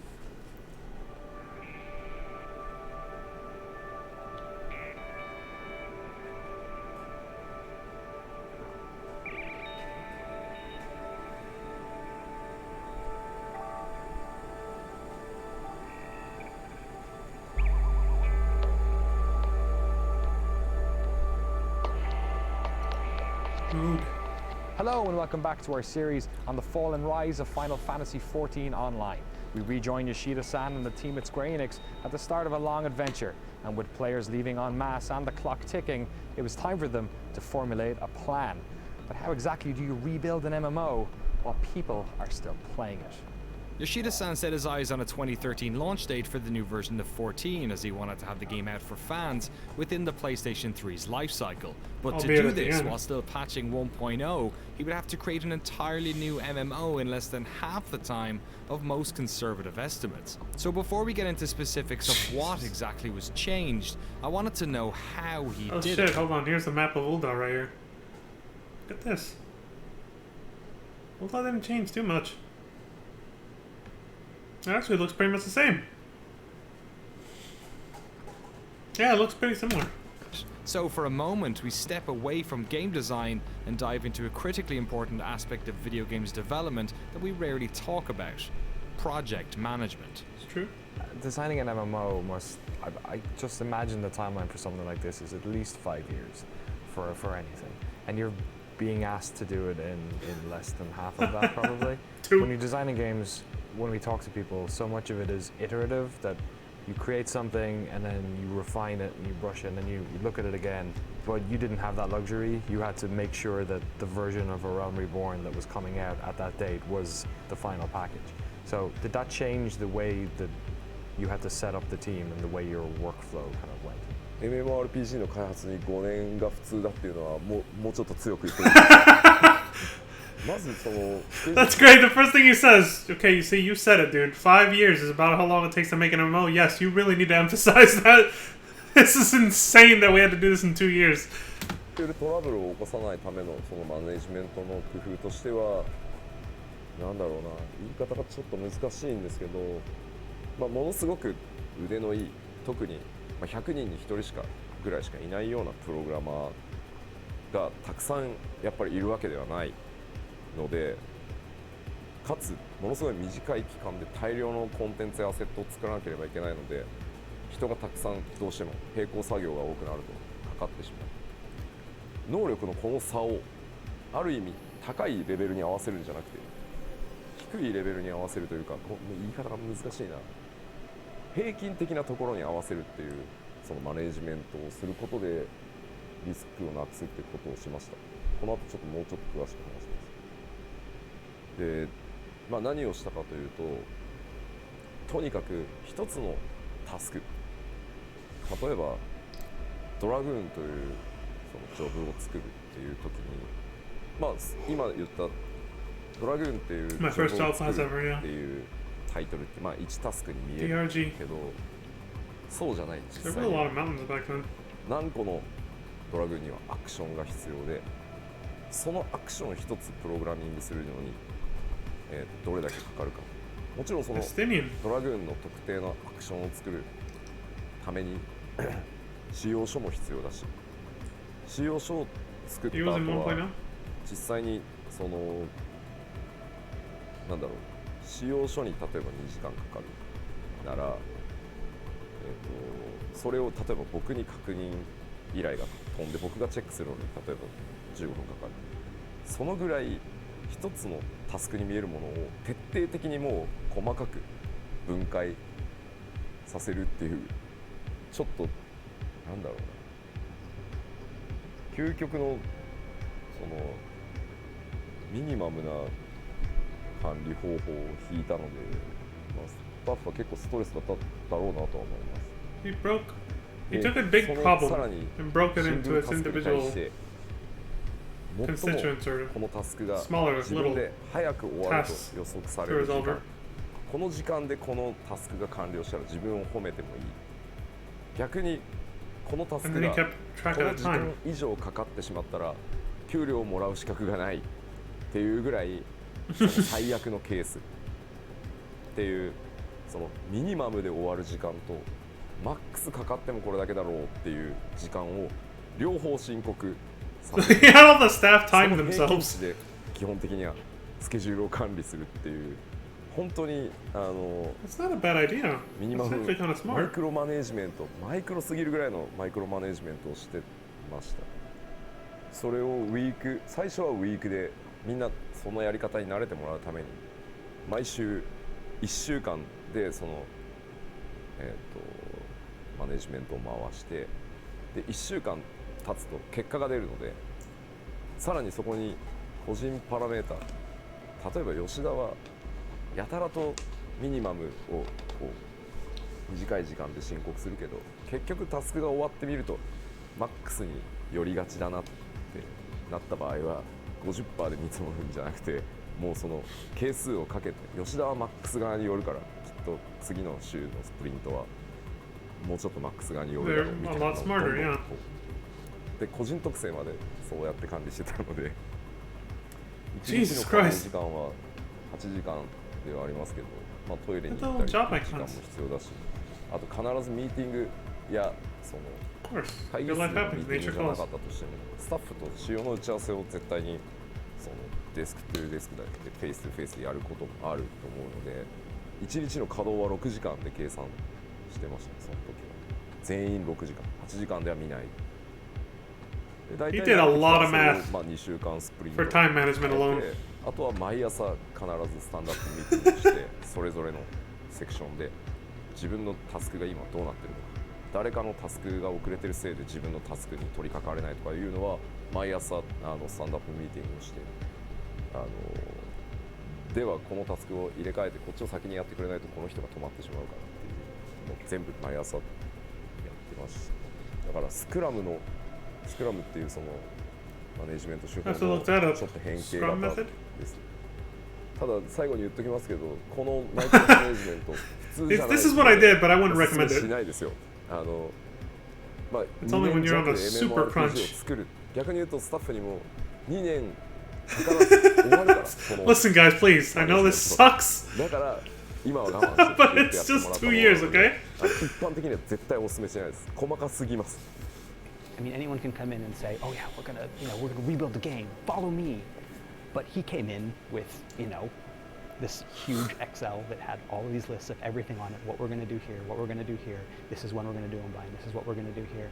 And to see that, it's like, okay, this isn't just a stopgap type of thing where a president's like, okay, crazy here. Let's just change the leader and hopefully things will, get better. It was an actual, okay, this guy really wants to do this. He has this plan. Yoshida had them running like a well-oiled machine, so it was time to get to work. First things first, they had to start the rollout of patches for 1.0, but a critical part of the failure of the first game was the poor communications the development team had with their community. So to keep diehard fans on board during this protracted period of redevelopment, they had to be a lot more transparent. What we explained to players at very first is it was failure. Failure, so we need to restart the game. But we at that timing we didn't announce that. Reborn is not announced, but we are going to fix this game. We need more communication. So just list all the changes, plan changes.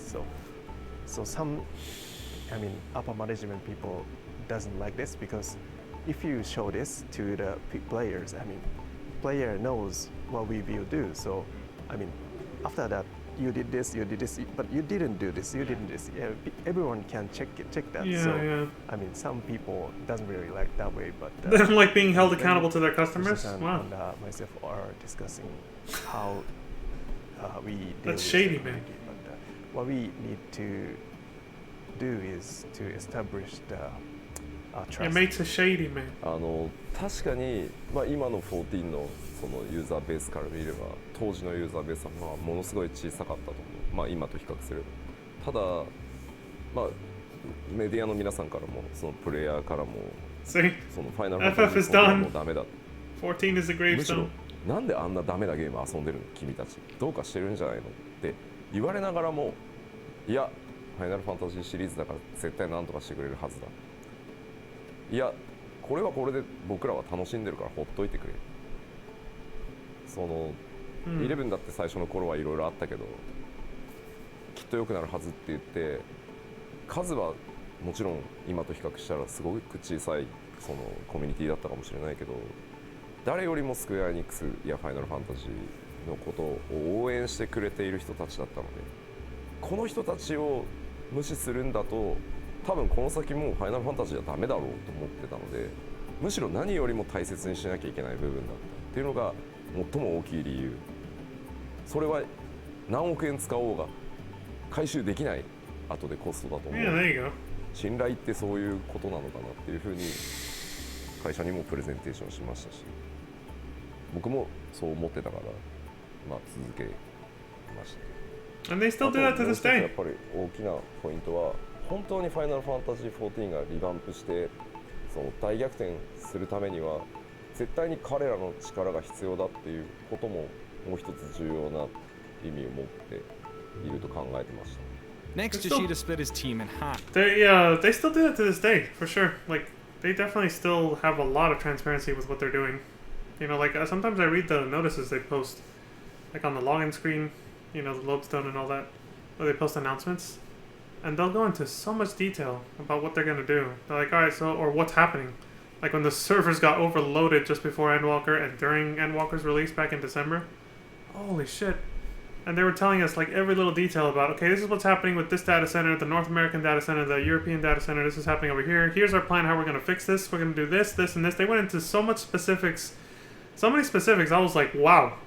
Like, it's my first experience ever, my first time ever having that kind of experience with any kind of game creator company involved in developing games. Like, I'd never seen so much level of detail and such a high level of transparency and so much detail into what they were doing behind the scenes, you know, like they're being so open and honest with their player base, their customers essentially. I was like, this is incredible. Like, it's very impressive, honestly. I can appreciate that a lot, actually. So you know exactly what is going on, what they're doing. Next, Yoshida split his team in half, some working on the new version of 14 and others working on the updates to 1.0, what he called the guts version of the game. But with so much of the game requiring fixing, where do you even start? まず一番最初にやらなきゃいけないと思ったのはインターフェースをとにかくなんて言うんだろうな最低限遊べるような Sorry to say this, but it was awful. It was ass. 最初にやっぱりオリジナルのプロテイン触って I couldn't play. インターフェースがあまりにもなんだろうひどすぎて話にならない。What? PC バージョンしか出てない。 I forgot about this. ゲームパッドがないとまともに遊べない。聞いたことがないそんな PC ゲーム。What? I can't believe I forgot this detail from the last time I saw this documentary. It hasn't even been that long. You had to have a controller to play the fucking game, but it was PC only? It was PC only, but you had to have a controller. You couldn't use mouse and keyboard? Excuse me? キーボードでまともに遊べないゲームなんか No wonder he didn't hold back. He's like, I'm sorry to say this, but it was fucking い awful. くらそのコンテンツを作ろうがジョブを作ろうがインターフェースがダメだったらコンテンツの面白さに到達する前にそのゲームをやめてしまうのでとにかくインターフェースを直さないとゲームにならないっていうふうに考えたので一番最初にすごい丁寧に取り掛かったのはやっぱりインターフェースの改修っていうところです。僕最初にプレイした時5分ぐらいでやめちゃいましたもん笑い話でクイットの仕方がわからなくて Oh my god. ウィンドウの右上にある×ボタンを押そうとしたんですよ。で押したらこのままゲームを終了するとデータがセーブされない可能性があります。それでもよろしいですかってダイアログが出るのね。いやいや良くないでしょって。いや僕はエンジニアだからサーバーに常に書き込んでるからそんなわけないじゃんって思ってるんですけど万が一のことがあるから多分出てるんですよそのダイアログ。でも意味がわからない。でそうなるともうコアって押せないですよね。なんだこれでノーって押すとまたゲームにいるわけでしょ。 X 押すとダイアログでしょ。どうやってクイットするんだよこのゲーム。 Interface isn't sexy. It's not something you tend to hear. I wanted to quit in 5 minutes, but I couldn't. The game had me trapped. Literally, I couldn't fucking quit the game. Like, I can't even get out of this fucking thing. Close this game off my PC. A lot about in video games coverage because really, when it's done correctly, you're not supposed to notice it. Exactly. So when the early patches for the game concentrated on interface and quality of life updates, much of the community began to get frustrated. The team needed to fix it quickly, so Yoshida employed the help of a Square veteran, one of the developers, on that original 1.0 task force. はい、皆川博と申します。ファイナルファンタジー14ではユーザーインターフェースの、設計デザインとあとアート的なビジュアルの方も担当しています。よろしくお願いします。今47歳なんですけれども、25の時に入社したのでもう22年経ちますね。当時はまだスクエアエニックスがスクエアという会社だったので、ですね、ファイナルファンタジータクティクスの、アートディレクターをしていました。なので普段は少ない情報、なるべく少ない情報やシンプルな表示を心がけているんですけれども、今回はカスタマイズ性というかよりツール的な考え方でいろんなプレイヤーがそれぞれ自分の好きなカスタマイズができるようにっていうことを普段よりも強く意識してます。まあ、やはりバトルがテンポのスピーディーなテンポのゲームなので、カーソルフォーカスを十字キーで動かしながら決定するっていう、まあ、そういう操作性ではちょっとゲームにならないだろうというところがあったので、まあ、かなり最初の頃にクロスホットバーというアクションを選択するインターフェースを決めたんですけれども、ただこのインターフェース自体は割と昔から他のゲームで自分自身作ったり使ったりしていたものだったので、絶対それでいけるだろうなという思いはありました。なので実はそこはあまり苦労していなかったりします。まあ例えば表現方法が変わると必ず僕はこっちの方が良かったっていう話は来るんですね。例えばインベントリーは以前はテキストで表示されていたんですけれども、アイコンになると当然なんか似ていてよくわからないとか、なので両方欲しいっていう話は受けて、両方作るのは大変なんだよなっていうそういうところがありました。今でも ARR のリリースから積み残しの仕事リストみたいなのがあるんですけれども、まあ2年以上経って今入るみたいな機能もたまにあったりします。でもう一つはバトルシステムをとにかく変更しないとコンテンツが作れない。つまりあまり良くないバトルシステムをベースにして、コンテンツを作ったとしてもコンテンツが面白くならない。だから順番としてはインターフェースを修正しながらバトルシステムを変更して、やっとその先にコンテンツを作るっていうのが、まあ、順番としては僕は真っ当だと思った。当時のバトルシステムも当時は15人でパーティーが組めてあって、しかも15 peopleマジックポイント MP の管理っていうものがほぼなかったので、当時のQ3 の中で最強の回復魔法だったケアルガーっていうスペルをずっと連打してても MP がゼロにならない。延々ケアルガーして OK で、他の魔法いらないよねじゃあとにかく当時は15人で一つのモンスターを殴りまくって回復しまくってっていうすごい大雑把なゲームだったので、これを戦略的なバトルシステム計算式に変えていかないとコンテンツが面白くならない。だから UI を直しながらバトルシステムを変更して、でそれらの準備をしながら最も重要だと思ってたのはファイナルファンタジーエレメントっていうものをとにかく入れていくことっていうのが次のというか最も大きな課題だっていうふうに思ってました。なぜなら当時ジョブもなかった、ナイトもいない、ブラックメイジもいない、ホワイトメイジもいない。これはファイナルファンタジーなのか。 You couldn't ride chocobos? チョコボに乗れるわけでもないし、 Oh my god! イフリートは出てきてるけど多分 With those enormous fucking maps we saw when we went through FF14 1.0 and you couldn't even have a mount? You couldn't even ride a chocobo? Jesus Christ! Ifrit made its appearance, but you couldn't even fight it. That's right. It's just a goddamn cutscene. 僕らがコンテンツとして入れていかなきゃいけなかったのはやっぱりイフリートやガルーダ、いわゆる召喚獣って一般的に呼ばれているものとのボスバトルを入れていかなきゃいけないと思ったし、チョコボに乗れないなんて MMO なのにMMO, you gotta be able to ride チョコボにちゃんと乗れるようにしなきゃいけないし、 The maps are fat. ジョブがないのも FF じゃない。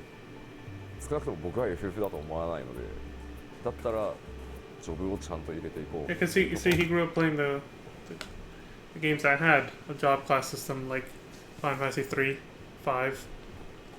Meaning one where you can have multiple jobs and switch between them. ただでもそれもやっぱりさっき言ったようにインターフェースとバトルシステムが治ってなければいいものにはならないので、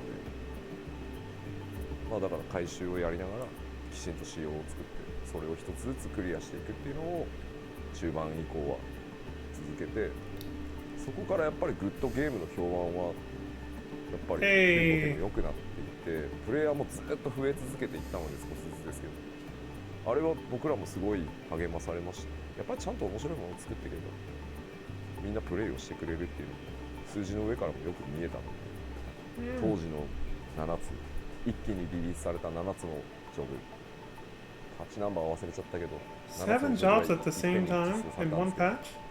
たった一人のゲームデザイナーが作ったんで。The team had their sights on what needed to be changed and how they were going to do it.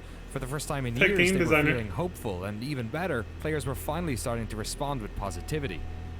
But right as they were settling into this new reality and finding their rhythm, disaster struck.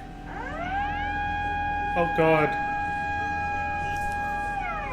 Yeah. For 6 minutes, Japan shook. A 9.0 earthquake had struck 200 miles northeast of Tokyo, and a resulting tsunami devastated. I've seen these actual videos on YouTube too. You can still find them. This exact footage they're showing right now. Jesus Christ, it was bad. Regions. What followed was a humanitarian and infrastructural disaster that terrifying. Can be barely comprehended. While the country rallied to help those affected, Tokyo suffered aftershocks and frequent electrical blackouts. I asked Yoshida-san if he'd like to share how this had affected the team. まあ東京もそうは言ってもすごい揺れたので、やっぱりまあ当日はね、会社に泊まった方が安全だって言っ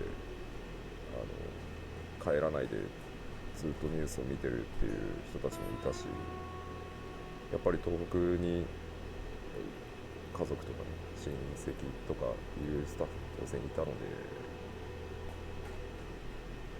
まあもう正直言うともう開発どころではなかったのは確かにそうですね。で開発なんか優先すべきじゃないと思うので、やっぱりみんな開発者の前に人なので。I like that it recognizes that, yeah. The human beings first. まあ日本中電力が足りなくなっていたので、まあ本当に些細なのかもしれないけど、サーバーを全部落とそう。まあ少しでも協力できることがあればっていうことで、プレイヤーの皆さんにも申し訳ないんですけど、サーバーを一定期間止めますっていう話をして、そんな時期でしたね。ただサーバーの稼働を再開してから、プレイヤーの方からまあお手紙をいただいたりしたんですけど、エオルゼアの中で遠くにいる友達の無事が確認できた。エオルゼアがあったから電話も通じない、連絡の手段がなかったところ、エオルゼアの中にログインしてきてくれたことで無事だったっていうのが分かった。逆にその周りの人たちの情報っていうのも分かったっていうお話をいくつかいただいて、まあ電力が足りなければね、当然そのサーバーなんて落とせばいいかなと思うんですけどね、そうじゃない限りは続けるっていうことも、エオルゼアを維持しておくっていうことも一つのなんかサポートなのかなって思った機会でもありましたね、その時は。だから続けてくれてありがとうって言われたんですよ、そのファイナルファンタジー14。It's easy to forget that, like, when you have an MMO, it's not just a game anymore, it's also a communication device. It's a communication medium, just like Discord or any kind of other messaging system. You can literally use it to keep in touch with people. And they hadn't really thought about that before they shut down the servers to try and save on the energy grid for people affected by the quake. And then those letters rolled in, and they were like, oh shit, this was how some people were actually keeping track of their friends' and families' well-being. And we kind of took that away from them by shutting down the servers. Like, maybe we should turn them back on. Otherwise people can't tell if their friends across the country are okay, because the phone lines are down, and yada yada. Like I said, that's a very powerful example right there of showing how an MMO is more than just a game. It can be a way to communicate with people. Literally, by its design. It can just be used as a way to contact other people far away. Keep up with each other. 開発で、まあ、あとは最も大きかったのは実はイフリートの次に戦うボスはリヴァイアさんの予定で。 Oh shit, okay. Leviathan was supposed to be the next primal you fought after Ifrit. When they were making Realm Reborn back then. When 1.0 was still running, basically. Or actually, I think he might be saying in 1.0 they were going to release Leviathan after Ifrit as a boss fight. 速度で作ってたんですけど、とてもじゃないけど、 But yeah. リリースなんかできないっていう話で、だからイフリートの後モーグリが実装されているのがそれが理由ですね。あ、急いでモーグリを作り直したというか企画 し直したので、いや、そんなことはなかったですよ。みんなやっぱりそれぞれのそのあの時期まあ、会社に来れない人たちもまあ何日か会社も休みにしてるんで、ただどっちかっていうとその自分たちにできることをやろうっていうみんな感じだった。そうじゃあ全員で福島に行って何か僕らが活動することって意味があるのか、あれだけたくさんの人たちが押しかけてる中で、だったら僕らはそのなんだろう、彼らが落ち着いた時にゲームを楽しく遊べるように、僕らは結局ゲーム作るしか脳がないので、まあ、ゲームを作り続けるのが結局何よりなのかもっていう、こういう話はしなかったですけど、みんなそういう感じで復帰してきてましたよ、仕事。Yeah, that's what I got from it, Levy. That the Leviathan was supposed to be before King Mog, but was he talking about Realm Reborn?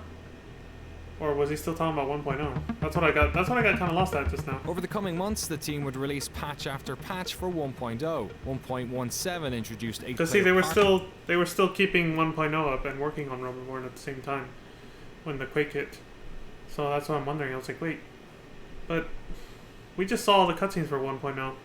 Maybe they left out during those videos the King Mog fight was supposed to be in 1.0 and we just didn't get to see it. Or I don't know, it's a little weird. That's where I got a little lost about what he was talking about. I was like, wait, is he talking about Realm Reborn or 1.0? And more stable network infrastructure. 1.18 dropped in June 2011 and was a huge patch that made the game much more playable.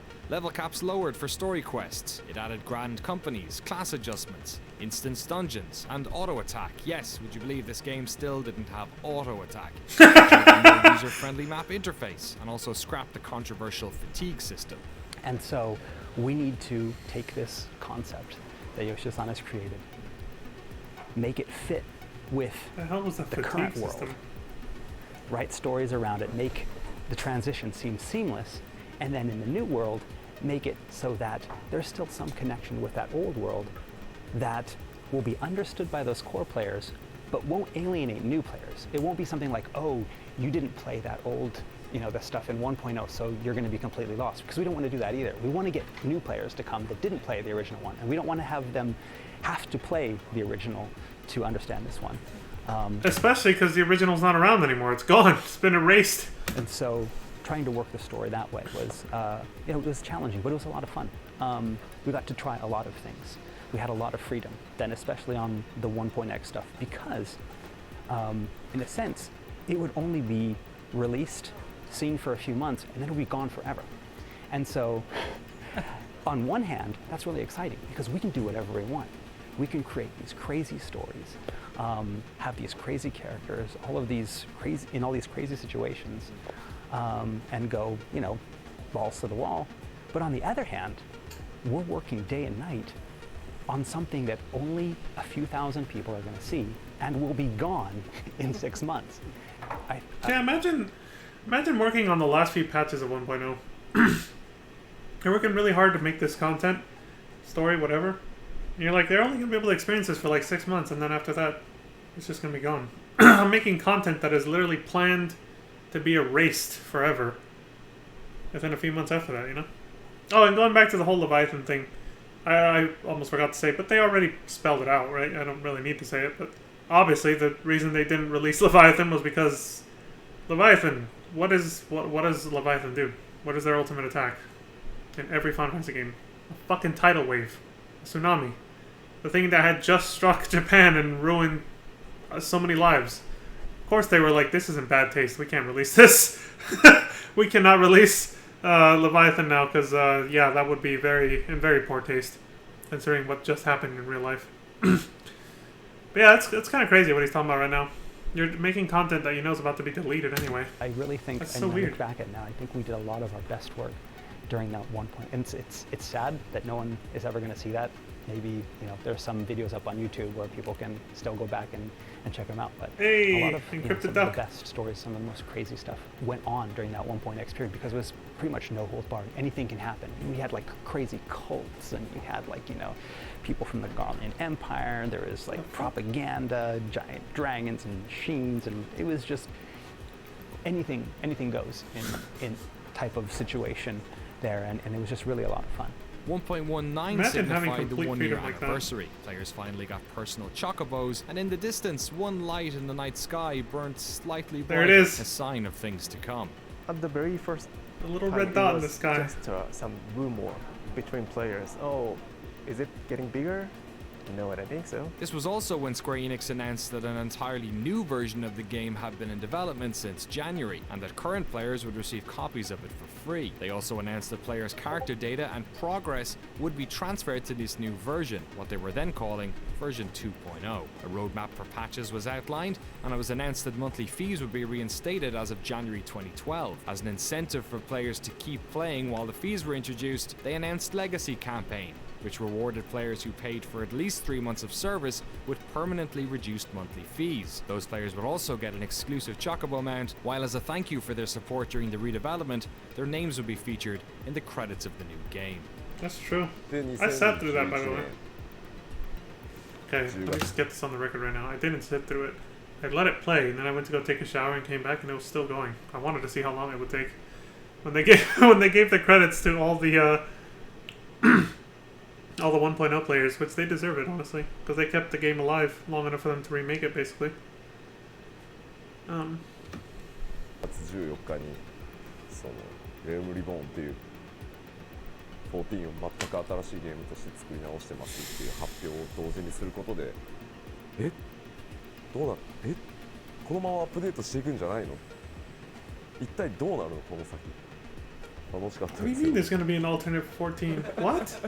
What's going to happen to the one I'm playing right now? Patch of 2011. It saw all the servers renamed. See, right there. Look at that. What he just said. このままアップデートしていくんじゃないの? He loved it, didn't he? 一体どうなるの? The sadist. 楽しかったですよ。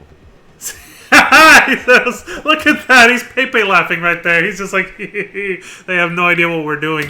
1.2 was the final patch of 2011. It saw all the servers renamed, while the moon Dalamud like they have no idea what's going to happen, basically. 1.21 came in March 2012, introducing a new job system. Hey, what did it say about Dalamud? It got bigger? Sky. 1.21 came in March 2012, introducing a new job system and 2 new dungeons. 1.22 followed in April. Dalamud grew closer. Oh, and now shit! Some players were beginning to have nightmares. This is what I was talking Ominous about. dreams greet players who log into the game while at an inn. The community all the while trying to figure this out. Is the moon going to destroy the world? Then how will player data be saved in 2.0? They wouldn't have to wait long for answers. That summer, a trailer... Isn't that the coolest shit ever right there? Imagine just logging in at the inn like that, and you just, instead of the usual, you get up and you just start playing, which is what happens right now in 14. You have a fucking nightmare like that ties into the story. And you're just like, you immediately are going to talk to your friends, like, yo, did you guys experience this? And then some people are going to be like, the fuck are you talking about, dude? Because, like, it probably only happened randomly to some players and not others. Or, like, if it hadn't happened to you yet, there was always a random chance it could happen the next time you log in. So not everybody would experience it at the same time. Or maybe it also depended on your main scenario progress. That's such a cool concept. I hope to God one day they bring it back. I doubt it at this point. It's been so long since the days of 1.0. That was back in 2010, 11, 12, you know? And I don't think they've ever reused that concept ever since. But that would be so cool. It's just one of those crazy concepts like he was talking about earlier. The fact that they had so much freedom to do whatever they wanted. Because they knew they were going to get rid of all of this anyway and replace it with A Realm Reborn. So they were like, fuck it, let's go crazy and just do a bunch of nonsense. Or just, not nonsense, but just see what we can do. This content's not going to be around forever, so we don't have to worry about it. Continuity issues and stuff like that. Oh, not too much anyway. Revealed that 2.0 would be titled A Realm Reborn, and Yoshida-san conducted numerous interviews explaining the future of the game and the features players can expect. On September 12, 2012, the final patch for 1.0 was released. The game updates to 1.23b, and with it comes an enormous Dalamud, its mechanical outer shell now in full view. Players now realizing that this world didn't have long left. On November 1st, 2012, a final in-game battle began. Square Enix made entry free for the final week of the game, while a haunting song can be heard playing on the wind across the entire realm. While the server struggled to deal with the load, players got together with their friends one last time, as the development team in Japan spammed enemies outside capital cities. One group of players outside of Gul'dah has I like that they showed a clip of the video we literally saw. We gotta go get on a space shuttle, land on the moon, dig a trench, and then leave Bruce Willis behind with a nuclear bomb. I forget the name of that movie now. I think it was called Armageddon or something like that. Kind of makes me want to go back and watch it just because of that joke that guy made. Struggled to deal with the load, players got together with their friends one last time, as the development team in Japan spammed enemies outside capital cities. One group of players outside of Gul'dah has become legendary, attempting to protect the city with what we now call the Great Gobu Wall. Look at that! A bunch of Gobu mounts lined up to protect Ul'dah. Dalamud hit Elzir. This is the coolest shit ever. We had to do some chaotic situation to the existing world. So what we decided to do is to spawn the strong enemies at near the main cities. Even when I popped the very strong, Manticore or the mobile or the giant monsters, players kill instantly. Right. Yeah, instantly. Yeah, just snap. So, oh Jesus! So it's like, we killed my monster again. So, what we can do is just keep spawning the lots of monsters, and then in very late night when I was doing, keep spawning the monsters. The one programmer I've never talked to him before, but just coming down to my desk and then just give me a bit of paper with some numbers, which numbers I can understand. This is the number of the certain monster. Okay. I can type in so that I can spawn a very new, stronger monster. Right. Oh, thank you very much. It's a program. So that was a very fun moment. Playing golf. He was like, here you go, dude. If you want to really kick their asses, make this appear in front of them. This will send the players fucking running for the hills. At first, I felt like God. Hey, players, can you beat my monsters? But no. I was very weak God. Can't underestimate. They were God. Hardcore players. So it was then, on Sunday, November 11th, 2012, just over a year after Final Fantasy XIV was originally launched, with Dalamud hanging in the sky, that the servers were finally turned off. And as they did, a trailer dropped, showing players what was to become of their old home. Well, we just saw at the end of the last stream. Very sad moment. They couldn't stop Dalamud and Bahamut. We saw sacrifice himself to get us to safety, and then we don't know what the fuck happened after that.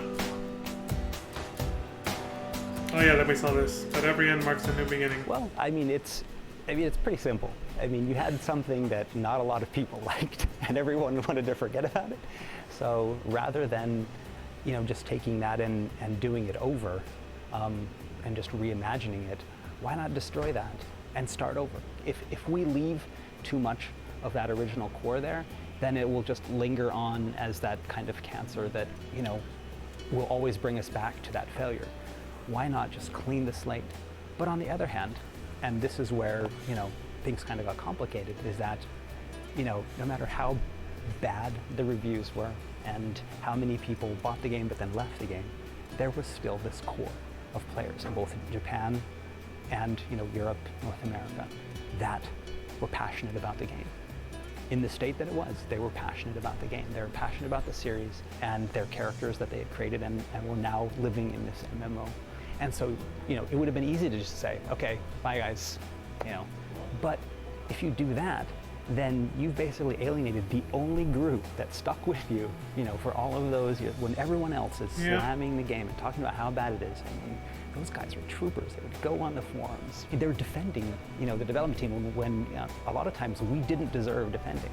So that idea to wipe the slate clean, makes me choke up to hear but that, not you know? make it something completely new, make it something that was connected in some way to that, to, you know, the old game. The decision made by Yoshida-san to, okay, let's, you know, bring down Dalamud, destroy the planet, destroy the realm, but then bring it back. FF7 style. Figuring out a way to make that happen within the current story. Make it feel natural. Make it feel like that was always the plan.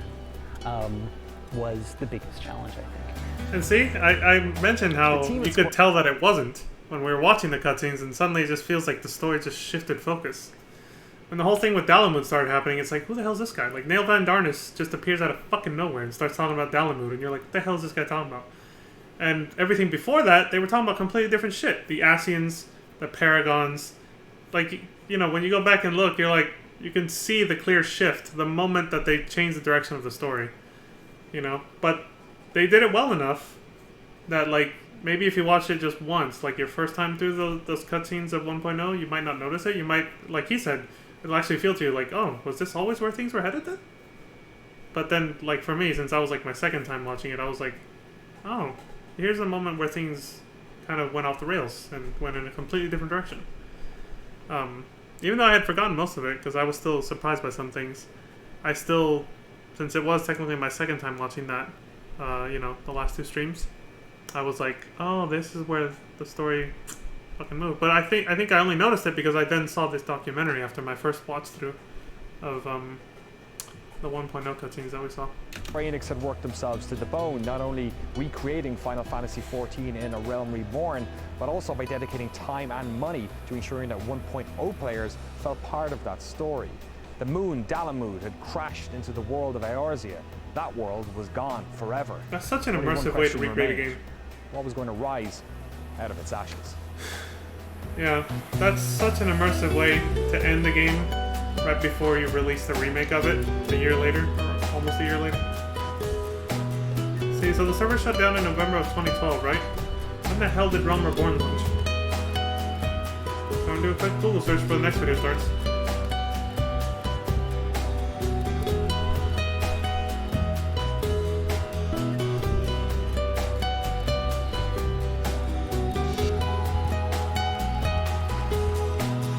August 24th of 2013. Damn! So, August and September, October, November, so about 9 months. 9 months after the original 1.0 server shut down, that's when Realm Reborn came out. Jesus.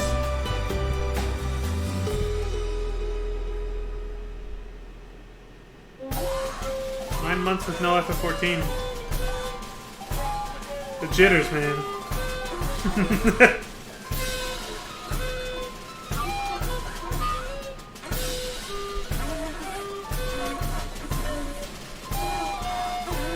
Okay, Lovey, so yeah, basically they even changed it for Realm Reborn. Even though by then it had already been a couple years since the earthquake in Japan. They still made the order different, apparently. They made the Leviathan fight be after King Malcolmog.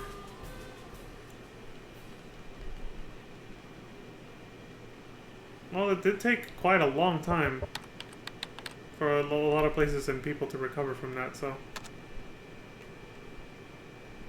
It's not like just a few days after the 9.0 earthquake, everything's fine. You know? Part 3, The New World. Last part, and it's the shortest one too. It was only about 36 minutes. Man, I paused to talk too much. Sorry, I'm already about to hit 2 hours on my stream. I was like, oh yeah, we'll get this done within that 2 hour time frame. Nope. Well, I got shit to say, alright?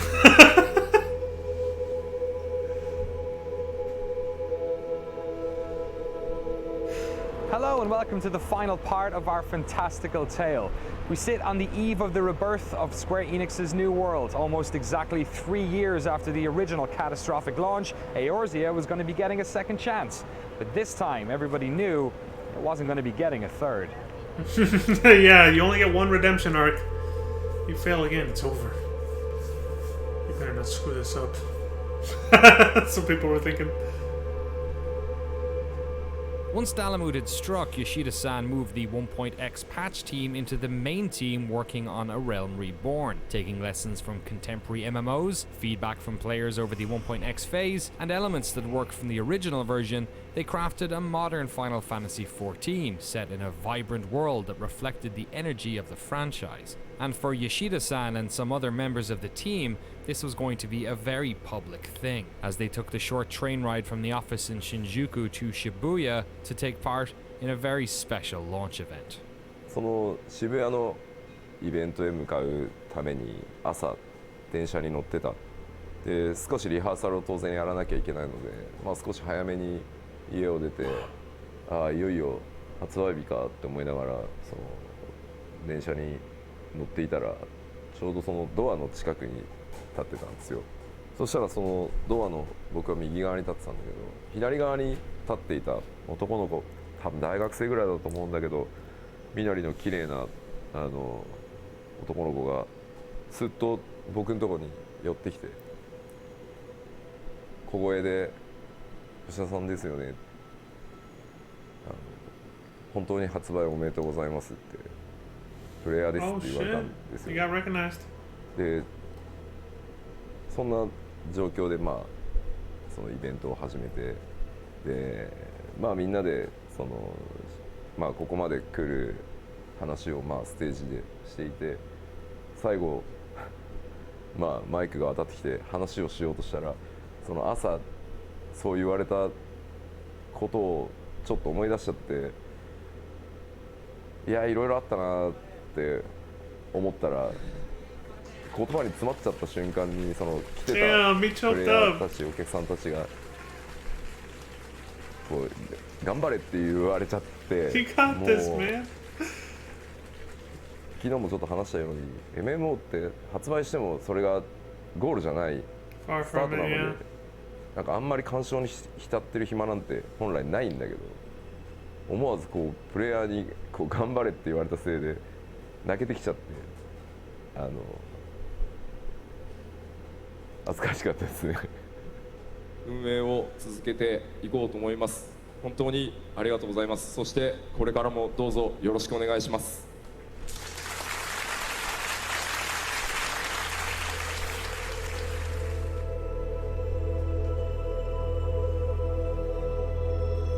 PC and PlayStation 3 on August 27, 2013. 3 years after the original launch.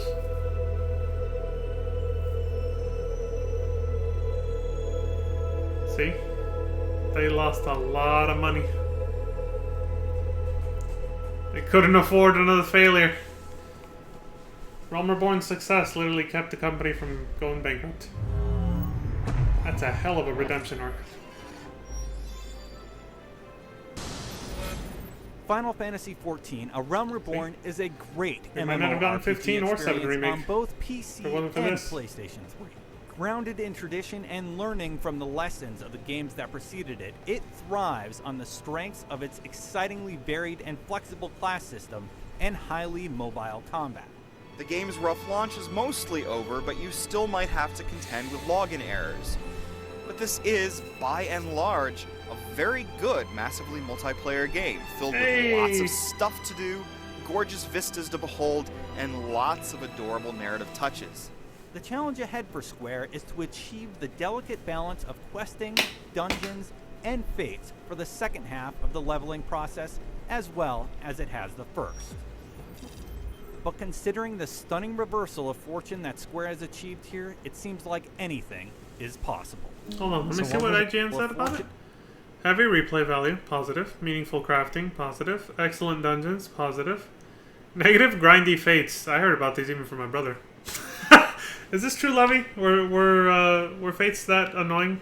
Like, because I heard it from my brother back then in 2013 when he started playing Realm Reborn. he was saying that a lot of people didn't like that. One of the primary ways to level up was grinding fates, and that they were just like, well, they were grindy in and of themselves. They were grindy and kind of boring. And people didn't like having to level up that way. And that Square has achieved here, it seems like anything is possible.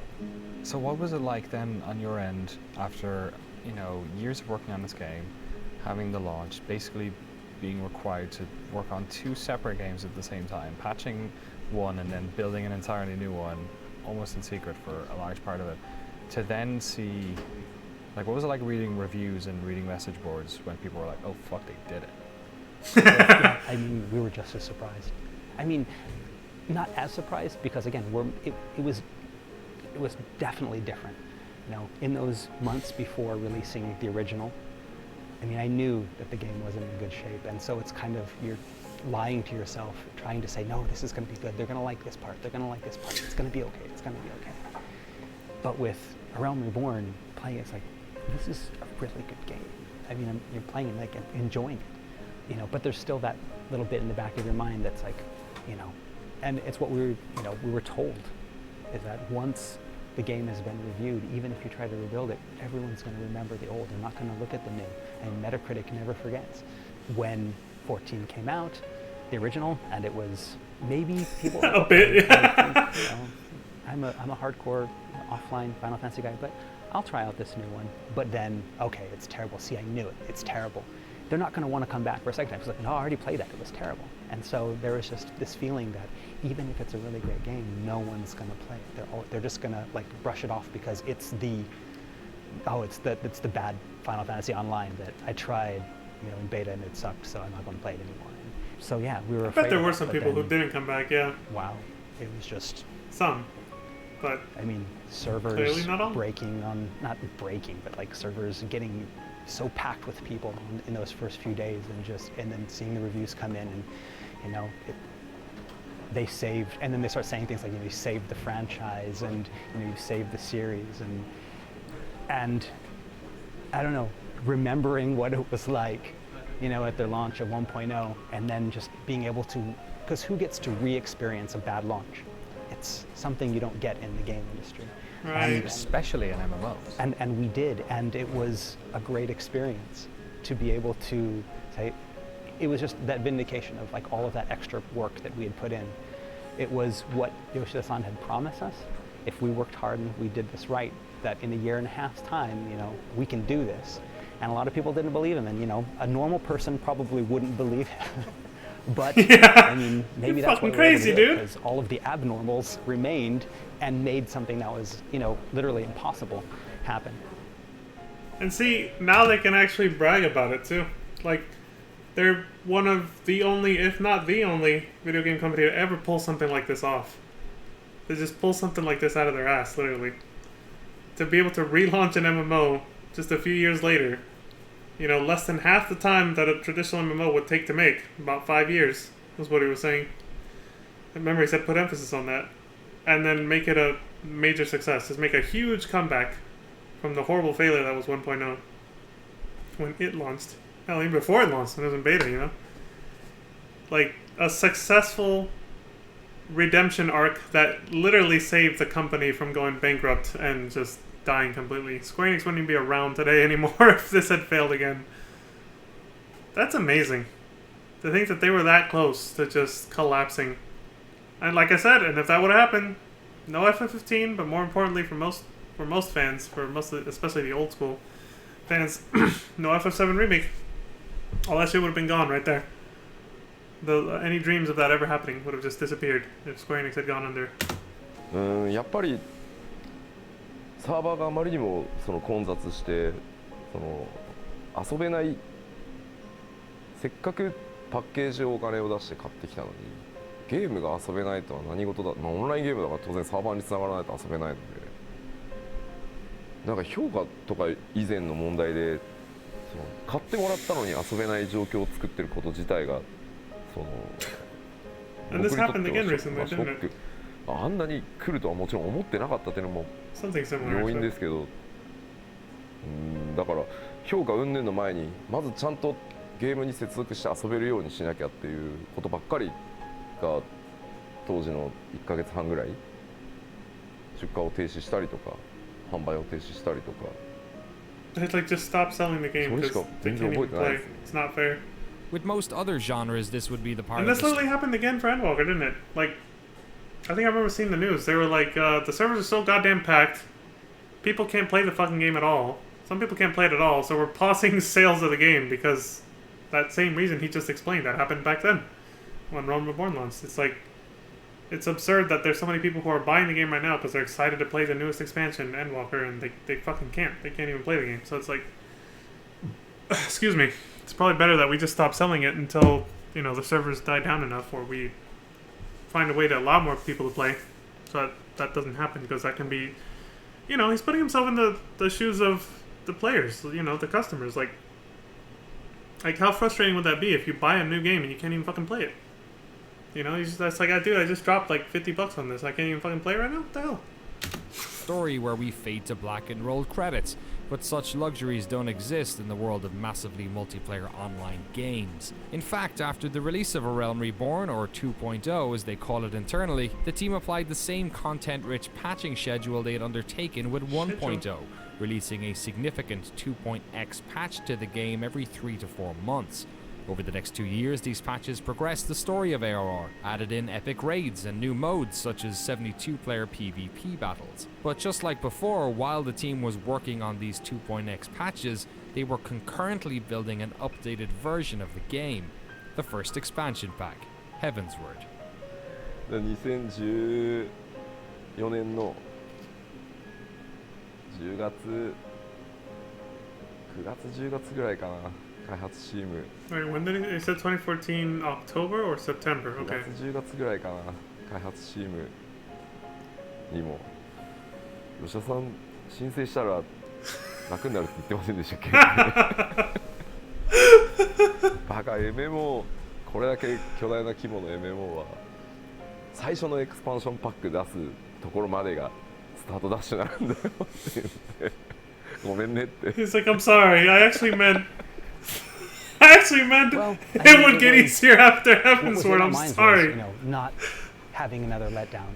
Don't take for granted. The devs were probably like, dude, what? We gotta go a whole another 2 years of this?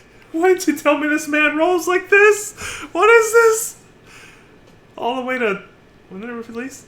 2015, right? I think is when Heavensward came out. Jesus. These poor devs, man. They're like, I thought we were gonna get some vacation time. Thought it was going to get easier. That having another letdown. Don't take for granted that the rebuild was a success. We can't just expect our users to say, "Oh, they're going to release expansion, so we can do whatever we want, and doesn't matter. They'll buy it. Ha ha ha." You know, there was none of that sense. One good thing that came out of the failed launch is that it's instilled into, you know, the developers, all of the developers' minds that, you know, we have to always strive to be better. We can't, you know, let our guard down. It's in everyone's mind, and it's always lurking back there. We don't want to repeat that, and because of that, everyone is like always on the top of their game. Is that still there even now? Because it's been 3.5 years. Well, I mean, yeah, the old guard, yes, we all have that. We all have that. But it's not all the old guard anymore. People have moved off onto other projects. Some people have left the company to go freelance, you know, explore new opportunities. A lot of new people have come in. And so a lot of people, yeah, don't remember, you know, what happened in 1.0 because they you weren't summer there. Children. That's right. Exactly. And, you know, us old timers can tell them, well, back in my day, we did it. And they'll be like, yeah, okay, whatever. And, you know, sometimes it does feel like that. There's always the chance that, you know, you can just get too full of yourself and not do 100%, not learn from your mistakes, and that, you know, the community was like, no, we're done. And, you know, we were lucky to be given a second chance. We were really lucky to have that second chance actually succeed. I don't know, third time, I don't know if I want to, you know, press my luck any further. It's Seriously. It's not a good, fun situation to be in. The things that I've learned over these past 7-8 years working on 11, the original and the new and the expansions, is something that I'm going to carry with me to all future projects, as it will with, all of the other devs that have done that. A piece of that Final Fantasy XIV 1.0, a piece of that, ARR and the expansions will be with all of them, and hopefully they'll be able to use that in all their future projects. Heavensward was another win for the team. Critically praised and loved by the community, it helped push cumulative subscriptions for the game beyond 5 million. In fact, the amount of players in Eorzea has kept rising. 当然上がり下がりはあります。上がり下がりをしながら少しずつ右へ上がっていくっていうのが、あんまり他の MMO ではない曲線なのかもしれないですけど、とにかくゲームデザインでずっとこのファイナルファンタジー14というゲームをプレイし続けていなければついていけなくなるとか、その一度やめてしまったら戻れない、絶対にならないようにっていうのが14のゲームデザインの根幹にある。なぜなら今本当にみんな忙しい。一つのゲームだけになんだろう、毎日ログインし続けられるわけじゃない。それはもともと MMO が大好きな僕ですらそうなので、そう考えた時に遊びたい時に遊んで、メジャーアップデートが来たら一気に遊んで、少し落ち着いて他のゲームを遊んだり、家族サービスをしたり、またメジャーが来たらそれでいいと思ってるし、これからの MMO はそうじゃないと多分やっていけない。でやっぱり大きくゲーム1本分の新しい体験が来た時、全員集合して最初のファイナルファンタジーをプレイしてもらいたい。それが基本ベースにあるので、やっぱりそのパッチの間で上がり下がりをする。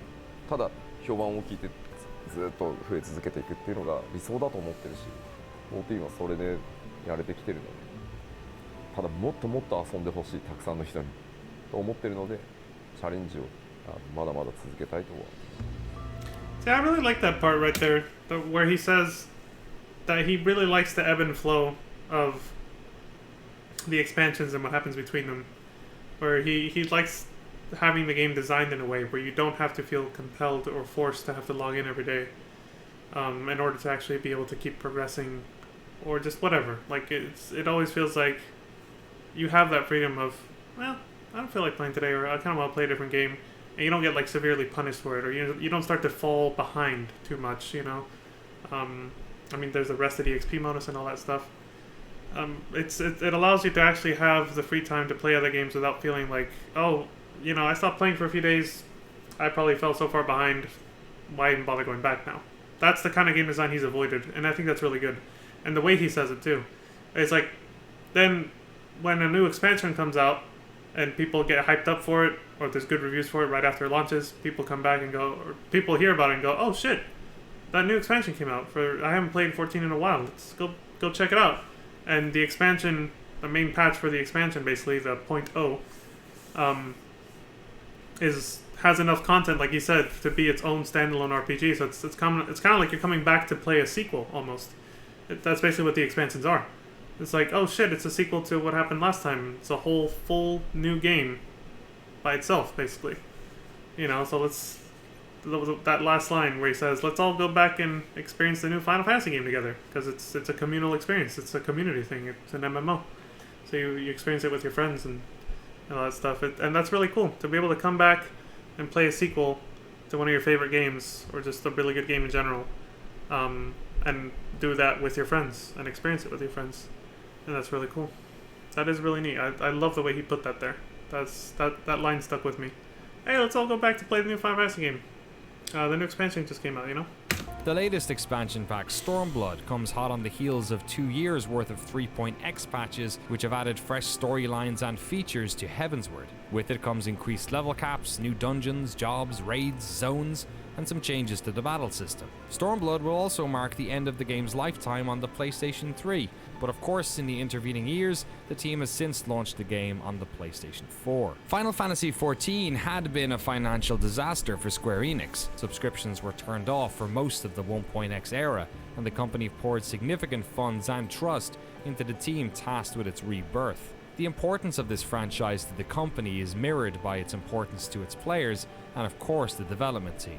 This is a group of people who have dedicated years into ensuring that this game came back from the dead. Yoshida-san says he only needs about 4 hours sleep a night. I asked him about his social life. He says he doesn't really remember anything except work. Oh my god! Fondly of those players that stuck with the team, those warriors of light that were saved at the end of 1.0. His respect for fans of this game and all Final Fantasy fans is clear to see.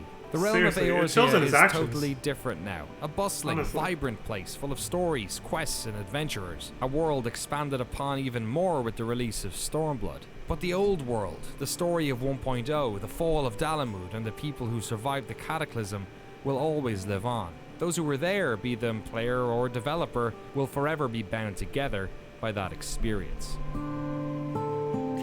And instead of a lot of games, and it's been quite an amazing experience just to get a glimpse of that. Having gone back to look at the 1.0 cutscenes and watching this documentary as someone who wasn't there, it's quite incredible to see it from an outside view, like what they went through, the players and developers alike, during that era of Final Fantasy XIV, which was the 2010 to 13 era, basically. It's like reading a really good autobiography, because it's something that actually happened. You can't really say it's a fictional story, right? Of just this small little moment in time, this small little piece of history, video game history, that was just kind of like, wow, that must have been really interesting to have been a part of that, you know? And it's not like I don't lament that I wasn't there. It's not like a FOMO thing. Like, oh man, I missed out on experiencing what that was like back then. It's not that at all. It's just fun to see, like, wow, I wonder what those people were, to just think about. What were they thinking back then? Like, the players, the developers, what was going through their minds? What kind of emotions were they going through?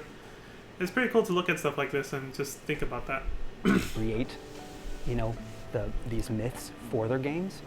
We have a myth that actually happened. Yeah, exactly. It happened so long ago, and only a few people saw it. Most of the new players now, they look at back and it's like, did it really happen?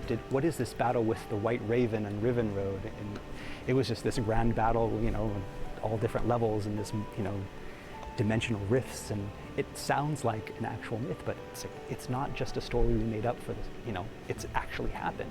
And that's why I included it in this. Progresses and new players come on. I mean, it's further and further back in history that this really cool thing happened. So, right. I mean, that Visual Works cutscene.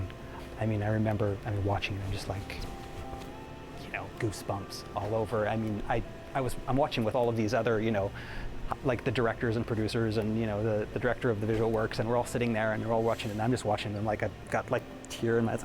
Yeah, it's dust. And I mean, it was that powerful because it kind of encompassed not only what the character went through, it was an image of what we as developers had done as well. At the beginning, we're all, let's do this. It's going to be an adventure. We're like that first cutscene where, with the party that goes out and they have their guild leave and they go out and they fight the Morbol, and that's us at the beginning. And then the release hits you and you're down. I mean, then you have that cutscene where it's just like everyone's working together to make something new, and then it failed, but no, it didn't fail, and you're just, and all of the memories of the past years, the good and the bad, kind of all come together, and just so overwhelming. And that's pretty much the reaction then when we finally released it to the public that we got. I mean, so many people. I just remember the forums, checking out the forums that day. I mean, people were just like, I've been in tears all day. I've watched it 10 times, and to see that, that everyone felt the same way. It wasn't just, the development team. It's that you have this hardcore group of very, very loyal fans that, they believed in the game. We believed in the game. We stuck together. We were able to build, this new thing that's not just for us, but it's opening up the doors for a whole new audience. But, remember, we were there first. We're the ones that, that stood by it, and we're the ones that did this. And, they have the pride in that. Those players, those warriors of light that were, the before Meteor guys, Yoshida-san in interviews will always talk about, those people that supported us, and we couldn't have done it. I mean, it sounds so cliche. Oh, we couldn't have done it without your support. Literally, we could not have done it. Literally, we could not have done it. I mean, if those people hadn't remained, we just would like, no, let's forget it. We're not going to do it. we wouldn't have put as much effort in. It would have just been, okay, yeah, whatever, that's just free to play, you know. Damn. I love the way he described that the way the trailer was made sort of echoes what they actually went through, the developers and the players, with the struggle that was 1.0. That's so fucking cool, man. Like, the trailer, like, he just step by step, and it just went right through it. Like, how it's like, oh, this is, you know, at the beginning, the opening movie for 1.0, everybody's all excited. You know, you see the big opening cutscene, they're fighting the giant Morphle and everything, like you said. And then the trailer for Realm Reborn, when they shut down the servers for 1.0, encompasses how they were, the struggle that they were going through of being knocked down over and over, and just like, oh, we're done, this is a failure, we're not going to make it, we're not going to survive, you know, that fucking war scene. And then it's like, no, but we can do this, let's just get up and try again. And then it's just like, alright, it's working, wait, no, it didn't work, but it didn't. And you see that with them trying to reseal Bahamut from Dalamud and everything. That's really cool. If he hadn't said all that, I never would have noticed how many layers were in that Realm Reborn trailer. That's amazing. It's so analogous to what they went through in remaking this game while keeping the old one running. The trials and tribulations, basically, for both the players and the developers. That's crazy. That trailer has so much more meaning to it now, just from that explanation he just gave. It's pretty fucking cool. Back when, you know, 1.0 came out, and could you have imagined that 3-4 years later you'd be in a fan event with thousands of people in Germany? No, I don't really imagine. Yeah, I mean, one day, I mean, yeah, we were, I mean, always saying one day we want to run a big fan event.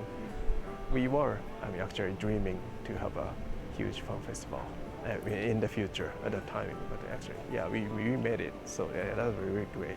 Some dreams come true. Yes, yes. まあただ自分スクエア長いんですけれども、あんまり変な言い方ですけど、こう会社に対して帰属意識というか、なんかそこはあまりなくてですね、やっぱりゲーム作るって誰と一緒に作るかがすごく大切で、そこが一番重要だなと思っているので、今回のプロジェクトは本当に組んでみたいというスタッフと組んで、すごく大きなことがやれて、すごい楽しかったし楽しいですねって感じではい。He enjoyed it.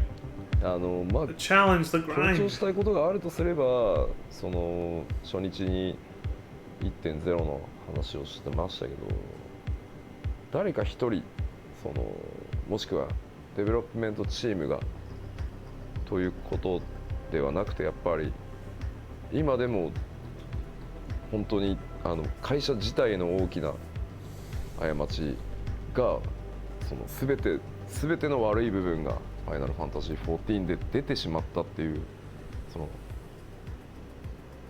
まあそれはリリースって意味のデータではなくて、それが全て爆発したのがファイナルファンタジー14のオリジナルバージョンだったんじゃないかって本当に強く思ってるので、でも今まあ14のリバンプを会社全体としてやって、They were able to release that for 15. スクエニは少しずつ変わってきたと思ってるし、もっと変わらなきゃいけないと思ってる。もしかすると少し安心してる人たちも今いるのかもしれないけど、まだまだ変わらなきゃいけないと思ってるので、なんかそのあたりがうまく伝わってるといいなとは思います。これはなんだろう、スクエアエニックスっていう会社が作るゲームに期待してもらってる人が世界中にたくさんいると思うんですけど、僕もそうだったから、でもまだまだスクエアエニックスってこのレベルじゃないじゃん、もっと上いけるじゃんって思ってくれてるはずなので、そのためにはもっと変わらなきゃいけないし、チャレンジもしなきゃいけないと思ってるので、そういった要素も今回のそのお話でうまく伝わってくれると嬉しいかなとは思います。僕らはそういうつもりでやってますっていうメッセージが少しでも出ていけばいいなとは。プレイヤーの皆さんと会社が望めばそうなってると思いますし、プレイヤーの皆さんや会社が他のゲームを作れって望んでくれれば他のゲーム作ってるかもしれないですし、両方一緒に同時にやってるかもしれないし、僕は少なくともスクエアエニックスって今会社の、スタッフで自分の会社なわけではないので、やっぱプレイヤーの皆さん、ファンの皆さんがスクエアエニックスに何を期待するのかっていうのを会社がどう考えるかだと僕は思ってるんで、まあ、もちろん自分で作ってみたいゲームがないわけじゃもちろんないですけど、まあ、好きなものを作りたいなら、ね、会社辞めて自分で会社作って作ればって思っちゃうんで、まあ、望まれる限りは頑張ろうと思いますけど、ただそろそろねプロデューサーとディレクターのどっちかは誰かやってくんねえかなって思いますけど、ね。So can I have some help? Being producer and director is a little tough. I'm filling in 2 job slots for one. Like, it's like, can y'all find somebody to help me out with this shit a little bit? I'm getting a little overwhelmed here. And I like his mentality that he's like, as long as people want me here, like if I'm doing a good enough job that people, you know, whether it's his bosses, the higher ups, or even just the players, want him to continue working on 14, then I'll be here. But if not, then, you know, I have other things that I've thought about doing, so I'll just go do that instead. It's not a big deal, you know. So yeah, like back then he still had that mentality of, you know, I might still go pursue other projects, start my own company and do all that stuff someday. But this was back in 2017. Now he's changed his mind about that because the way he talked about the future of his career leading up to the release of Endwalker, he was like saying that Final Fantasy 14 has become his life's work at this point, and he's not going anywhere, and he's gonna stay here and continue to try to make it the best that he can make it be.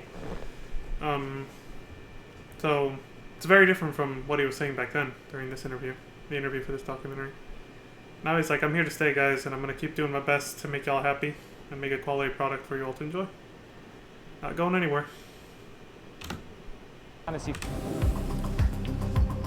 The tale of the death and rebirth of Final Fantasy XIV Online is a cautionary tale in corporate hubris. It's a story about the power of humility, respect, and unity. A fun story for those of us who knew nothing about it.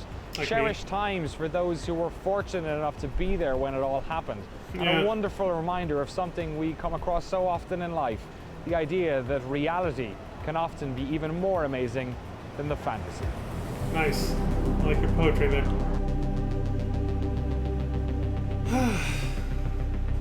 That was good. It flew by. 2.5 hours. Yes! The perfect song to end this with! Nobuo Uematsu-san's Twilight Over Thanalan. I think it's what it's called. I think. Such a beautiful song. It gave me chills right now, the moment it came on. Because, like, the emotion it conveys is perfect for this right here. For wrapping up everything we just saw. God damn, that is beautiful.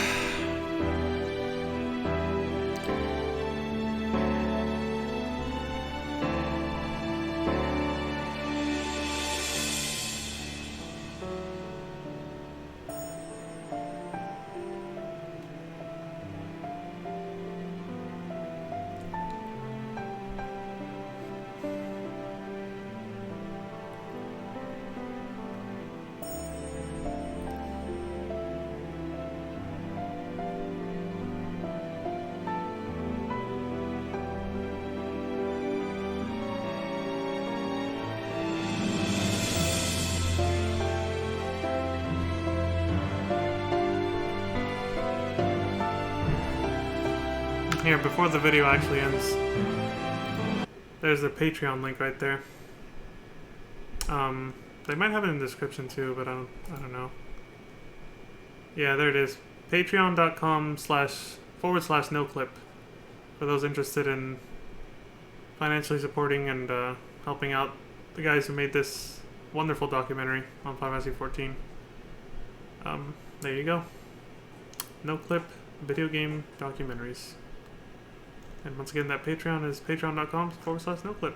So, if you enjoyed watching this with me, or if you watched it on your own before, you want to go support them, that's where you go do it.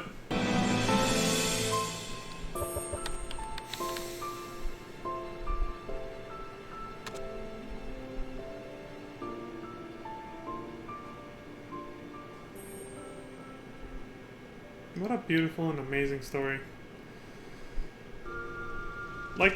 Like he said, sometimes the reality can be way more impressive than the fantasy, right? So this video here, I'm gonna fast forward through it. We're not gonna sit through the whole thing. It's another half hour, so I'm not doing that. But it's another different person's perspective of the last moments of Eorzea. I forgot why I included it in the playlist. I think because it shows a little bit of what they were talking about in the documentary, where the developers were actually launching monsters at players out on the field right before the server shut down. It's in a different language. I think it could be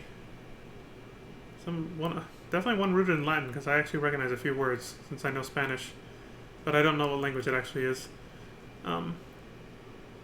But yeah, so it's so yeah, I was just gonna show a little bit of this. I'll fast forward through it, but once it starts to get a little dull. But yeah, this is basically the last day before they shut down the servers. See how many words I can recognize here. Sortir. But this has to be like... Wow, that was a hell of a loading screen. I was like, did he cancel? No, he just had to wait that long to go through the damn door. This is what Gridania looked like back then? What the hell is everybody?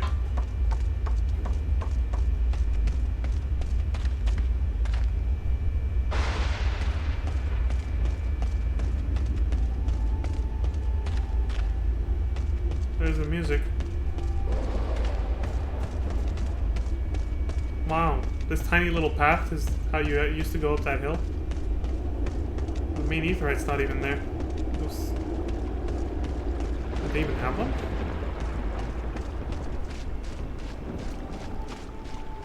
Did they even have one for each town back then?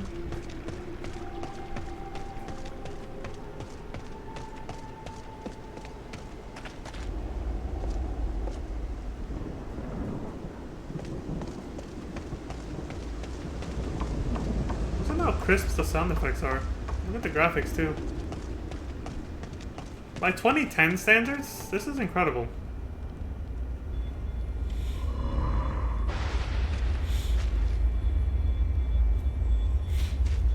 I mean, at least they nailed the presentation. But like you said, the graphics were inconsistent. Like there's some parts where it just looks beautiful, and then there's other parts where you're like, the hell is that? What's this weird JPEG doing over here? So cool that you can actually hear the song Answers echoing through the sky. God, what a surreal experience this must have been.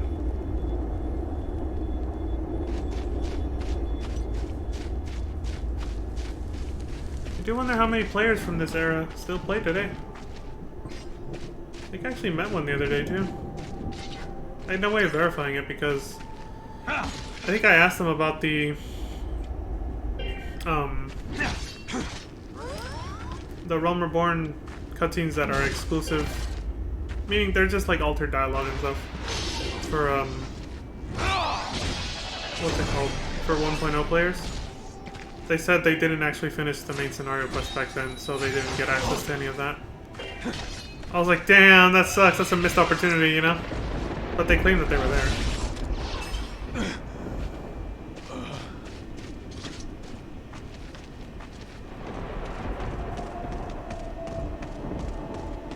Oh no, he's playing as a dragoon. Let me start fast forwarding now, because I know he eventually gets to a part where there's like a huge battle going on with a bunch of other players.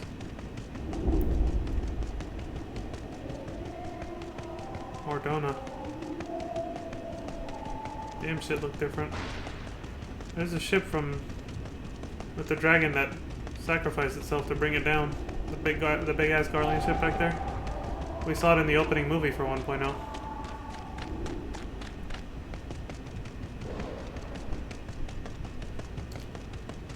That'll come into play in the story eventually.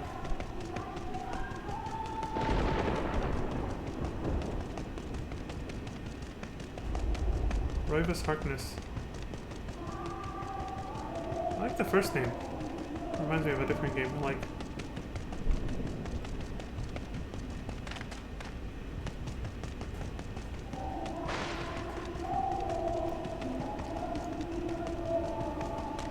God, it sounds so distorted and fast forward, doesn't it? At double speed.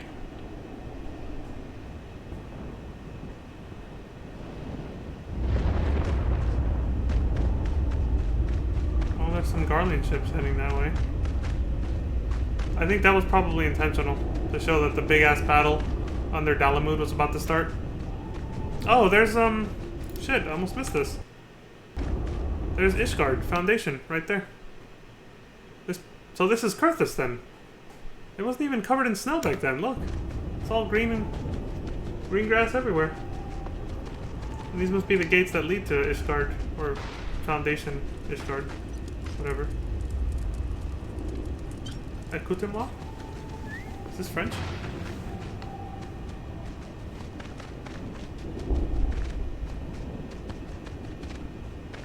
Wow, this is weird. Seeing Kurthus and Ishgard not covered in snow.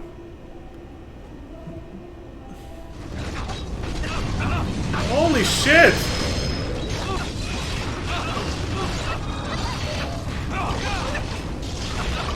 It happened just like that? Or was that like an edit? I think that might have been an edit. This is kind of loud. I might have to turn it down. I think he switched to another scene where they finally got attacked by enemies spontaneously. Yeah, he did. I almost didn't see that edit. I was like, what the fuck?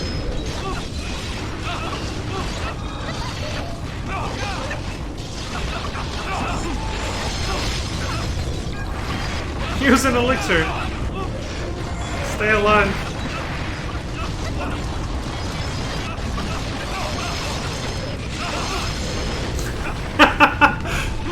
It's funny in double speed.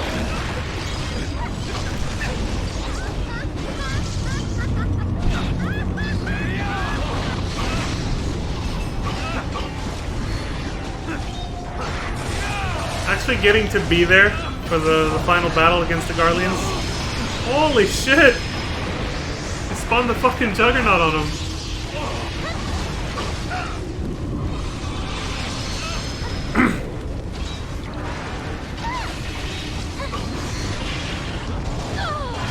It actually almost sounded more intense at double speed.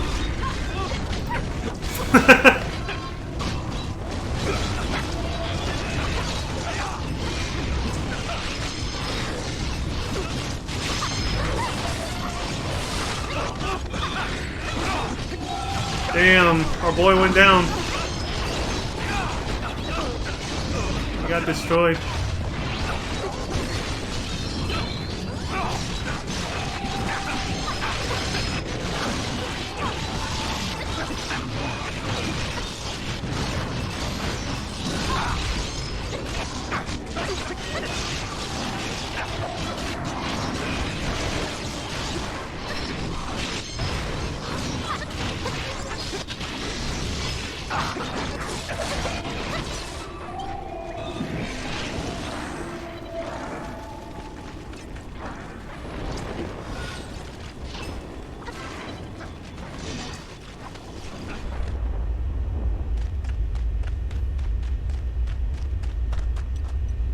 Somewhere else.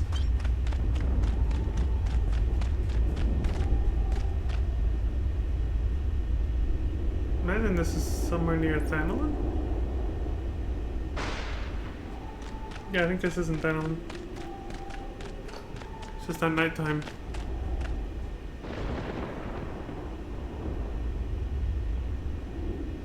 What's the random ass Atomos over there?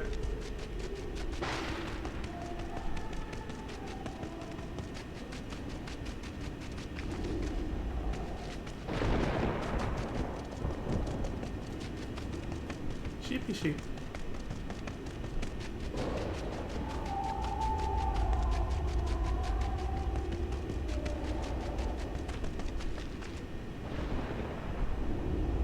Limsa. It's pretty cool that this player actually took the time to show, you know, all the different areas and perspectives that were happening during that last day. I'll just let it play in fast forward now. The fighting actually kind of looked and sounded better in fast forward.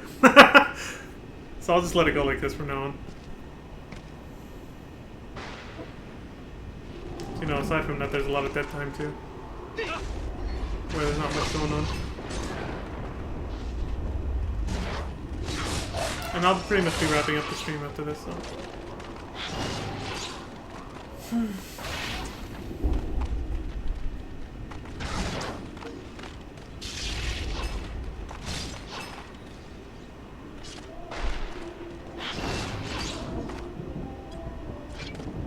It's not even doing anything. Did they stun him or something?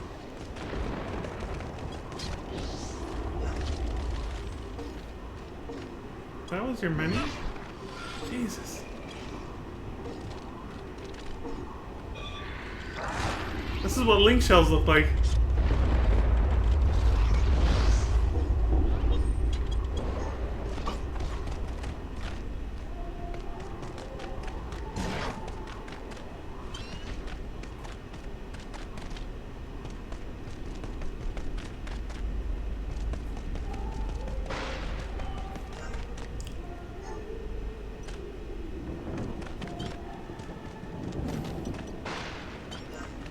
Imperial Juggernaut.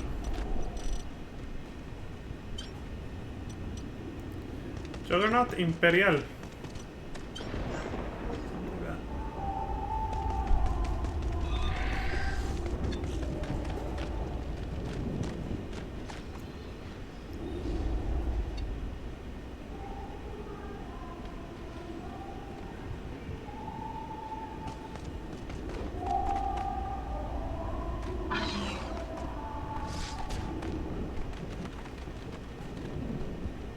Yeah, this is the main part of Mordona where all the fighting was taking place.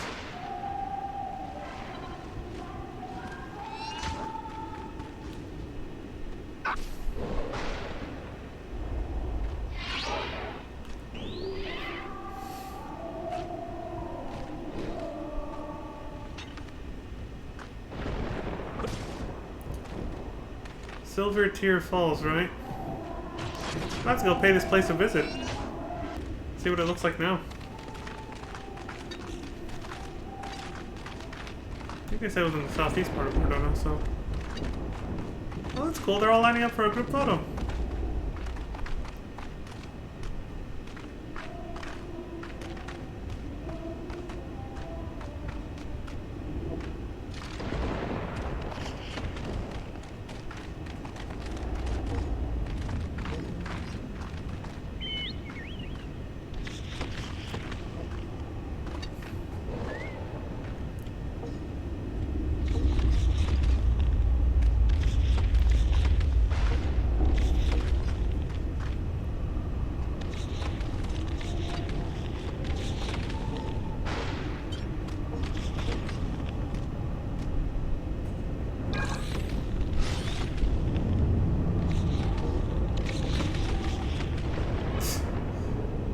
Throwing little fireworks into the sky.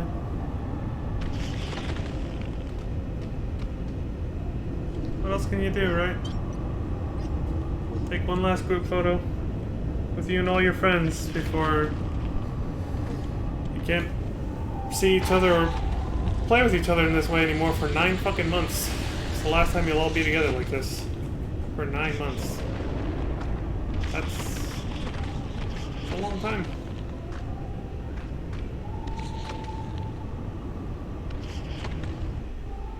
Just gotta do your best to cherish those last few moments together, right?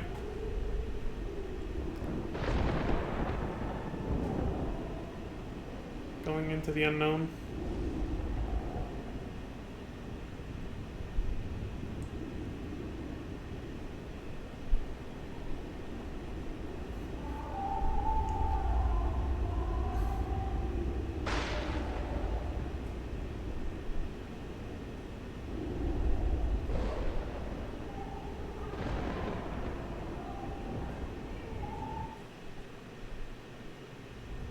Oh, there it goes. That was the moment it disconnected. So this must just be the finale we saw before.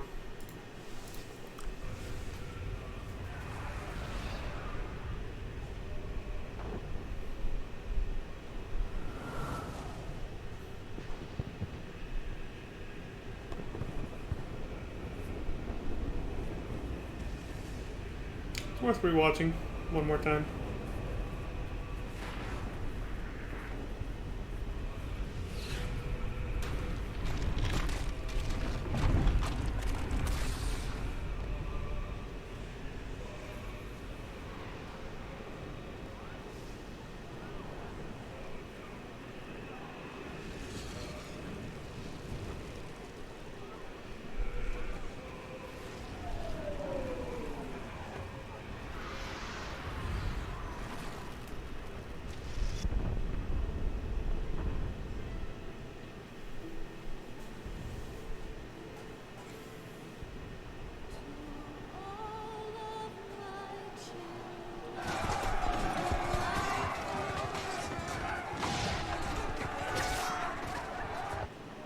Brutal. I think the version we saw last time was a little bit higher quality, but this one's fine. The audio sounds quieter, but...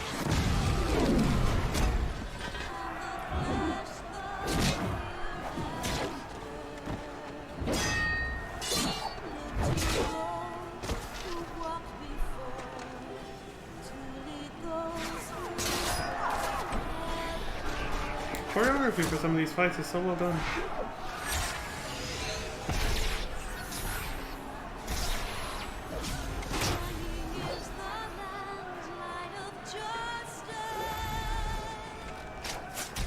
Maybe that's what he was talking about.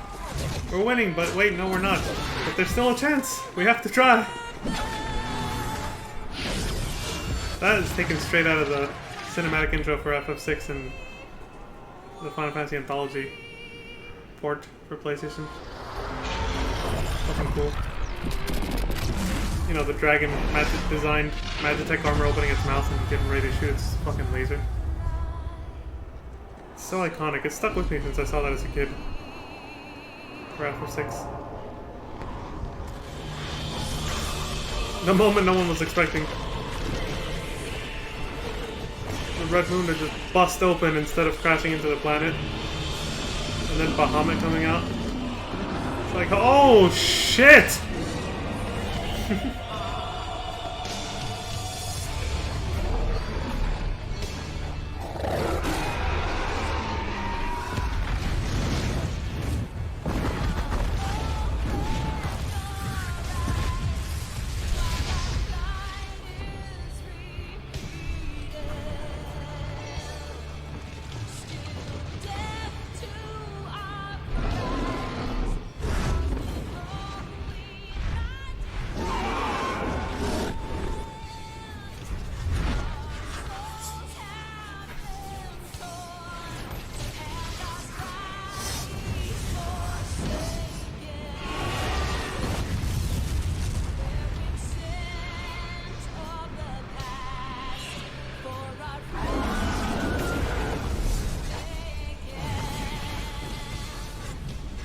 Everything's falling apart and they're helpless to stop it. But no, there's still a chance. There it is again. But is there really? Or are they holding on to false hope?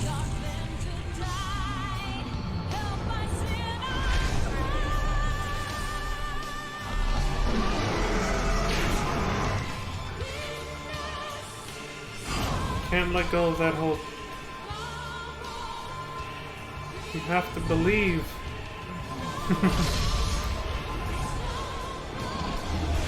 See, now I can actually see the deeper layers behind everything happening. It's amazing. It's like, we got this. We're winning. It's working. We'll survive.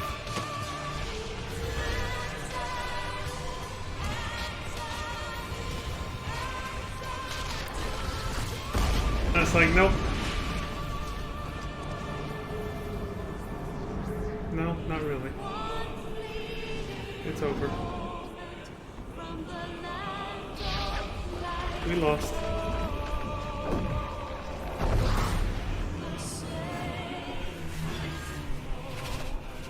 There goes all the 1.0 players.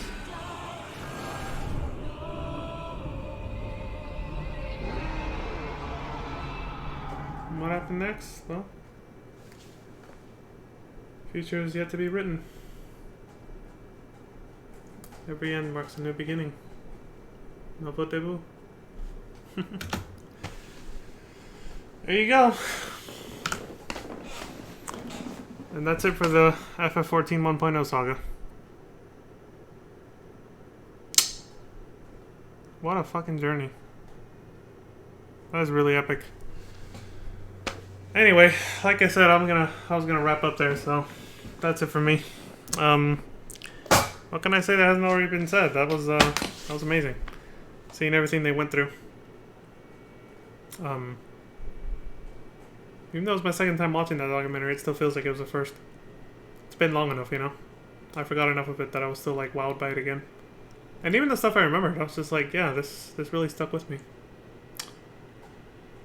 So yeah, that's it for this stream, guys. And just so you guys know, next one is going to be, as you can see here, Final Fantasy 13 Part 2. 13-2. Sequel.